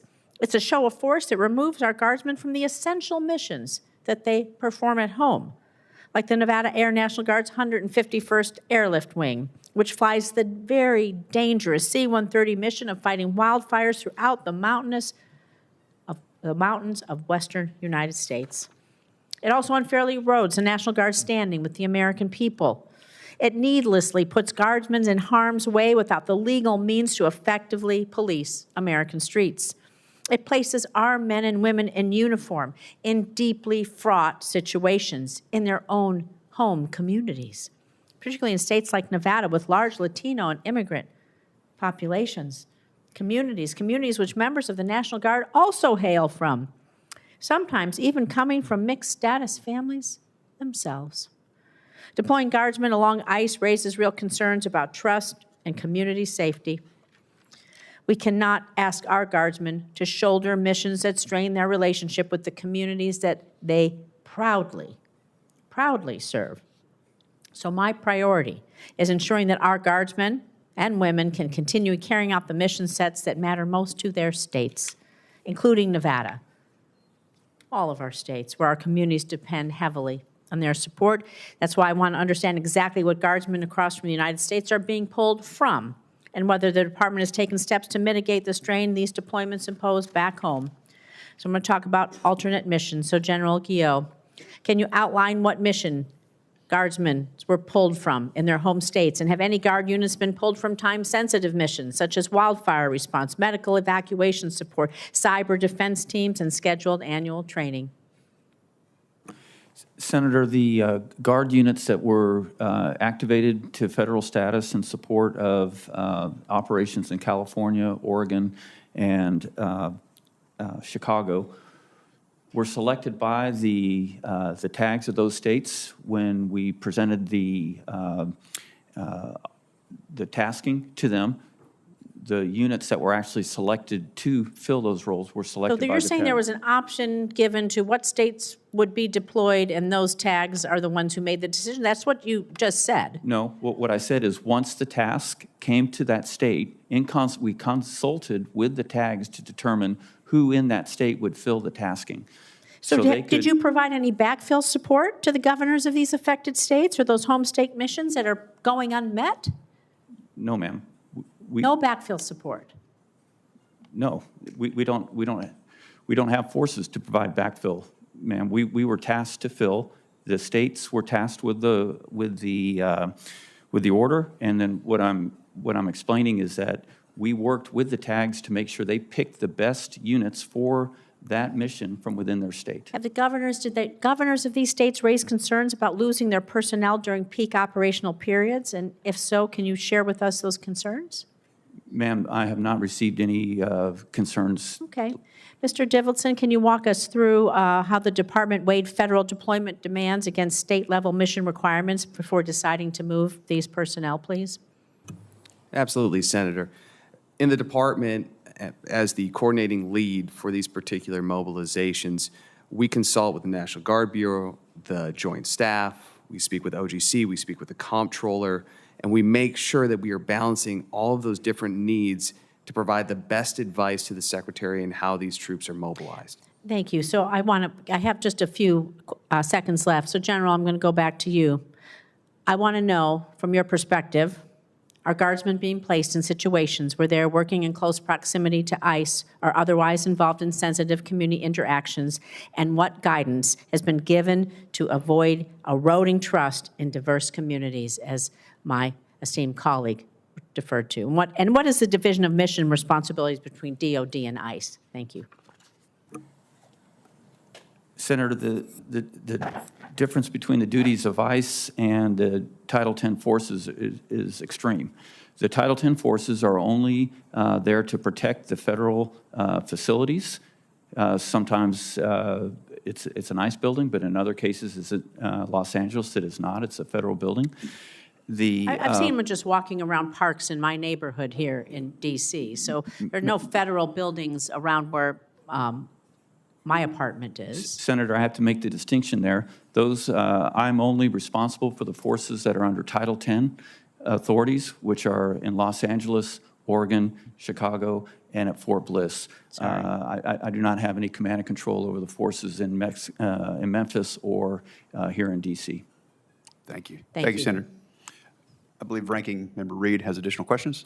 Well, thank you very much, Mr. Chairman. I want to follow up, Mr. Ditlevson. You told me at the beginning of the hearing that the National Guard Quick Reaction Force already existed, but I understand that's not accurate, that the Secretary of Defense ordered the establishment of this national QRF on September 27th of this year. Not only that, he ordered that they be trained for specifically, and I quote, civil disturbance and law enforcement missions, and to be available for immediate nationwide deployment, ready to deploy within 8 hours, 12 hours, and 24 hours notice with weapons. Can you clarify your earlier answer? Mr. Ranking Member, thank you for the opportunity to clarify the statement from before. The Secretary ordered the establishment of a new unit. You are correct in that. However, it is an old unit that will be repurposed to create that new unit. The National Guard Bureau refers to that as the HERF-DERF, Homeland Response Force and Domestic Response Force. And so we are repurposing something that already exists to create that newly established unit. Now, the Secretary explicitly directed this QRF to be used for law enforcement. How would that be allowable under Posse Comitatus and the Title X authorities? Senator, if I may, that is probably in the legal lane, and I have some background on the way in which these forces have been used historically and mustered within the states, having been the General Counsel of the National Guard Bureau. Many states, every state generally, will have an element of their force that they identify to be on a more ready recall notice. And so some states that may be 50 people, some states it's 700 people. Those forces are the ones that will be able to muster to their location quickly. And technically when they come in that status, sir, they would be non-federalized, and therefore the Posse Comitatus Act would not apply to them. So you're saying that these forces would not be mobilized on a Title X mission? Senator, what I'm saying is that if needed, the primary usage of these will be domestic within the state itself. They could also be used in other states if another state requested under what is called an emergency management compact request. It's called the EMAC, where one state requests another state to assist them in an emergency. They may be used in a non-federalized status. They would also be trained and ready in the event that they needed to be mobilized for a Title X purpose. That's a potential, sir. Why are they being trained for law enforcement?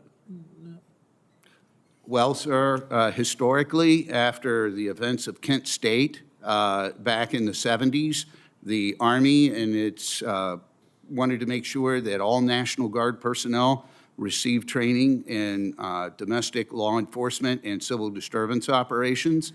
And so that's been a longstanding requirement for military forces, Senator.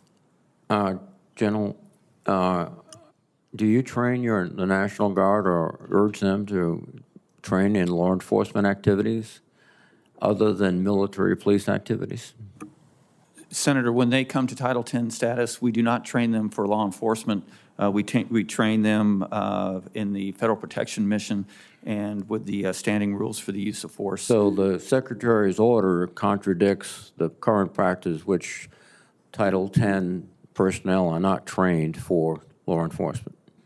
Sir, as I understand it, these National Guard members would be trained to do law enforcement activities if they are employed in their state active duty or in their Title 32 role, well knowing that if they're put in Title 10 role, that we would make it very clear that they are not allowed to execute any of those authorities, those activities that they've been trained to while they're conducting Title 10 missions. Could you just clarify under Title 32, what role would a state governor have? They would be under the state governor's control. So Title 32 status, sir. Title II. So you would have to have the permission of the state governor to deploy these quick reaction forces in a law enforcement capacity under Title 32. Yes, sir. And by that distinction, I would not be deploying them. They would not be under my command and control. Well, it's interesting that we now have a small group in the National Guard that are being trained not only in civil disturbance but in law enforcement, that are being deployed, that will be able to deploy within 8 hours, some of them, with weapons. So you're telling me, though, Mr. Young, that the Secretary of Defense could not, or the President, could not deploy them in a law enforcement capacity unless the governor agreed. Is that correct? Sir, I would, no, that's not necessarily correct, right? The authority under which the President can mobilize National Guard personnel to be able to perform federal law enforcement functions and to enforce the law is technically 12406, which does not require the consent of the governor. One last piece, Senator, that may be helpful is that this training and this construct of having a readily mobilized and well-trained cadre of National Guard personnel who are well-trained with interacting with the civilian populace is nothing new. We did it in 2020 when we had 40,000 National Guard personnel in the streets all over the country. There was a similar quick reaction force. It was stood up. We used it essentially from July of 2020 through approximately January of 2021. And that was for law enforcement? Senator, they were trained for law, is my understanding, but that's 5 years ago, and I don't have the documents in front of me. That but was that's and the cause of that deployment was what, Mr. Young? What prompted that deployment? Well, Senator, there were, I don't know that any of them were deployed. The need for them to be deployable was that there were protests going on around in every major city, and we had, at that time, 40,000 National Guard personnel deployed, and when they were deploying, it was federal officials were reticent to use active component troops, and they only wanted to use military National Guard personnel who had military police training, and there's only so many of them. And so as a result, because we had 40,000 of them on the street, there was a need, Senator, to make sure that they had received additional forces. If I may, I know where I'm going over time. Ranking Member, I'd like to conclude that and recognize Senator Duckworth for one remaining questions, and after that, we'll conclude. Any additional questions we'll ask to be questions for the record, please. Senator Duckworth.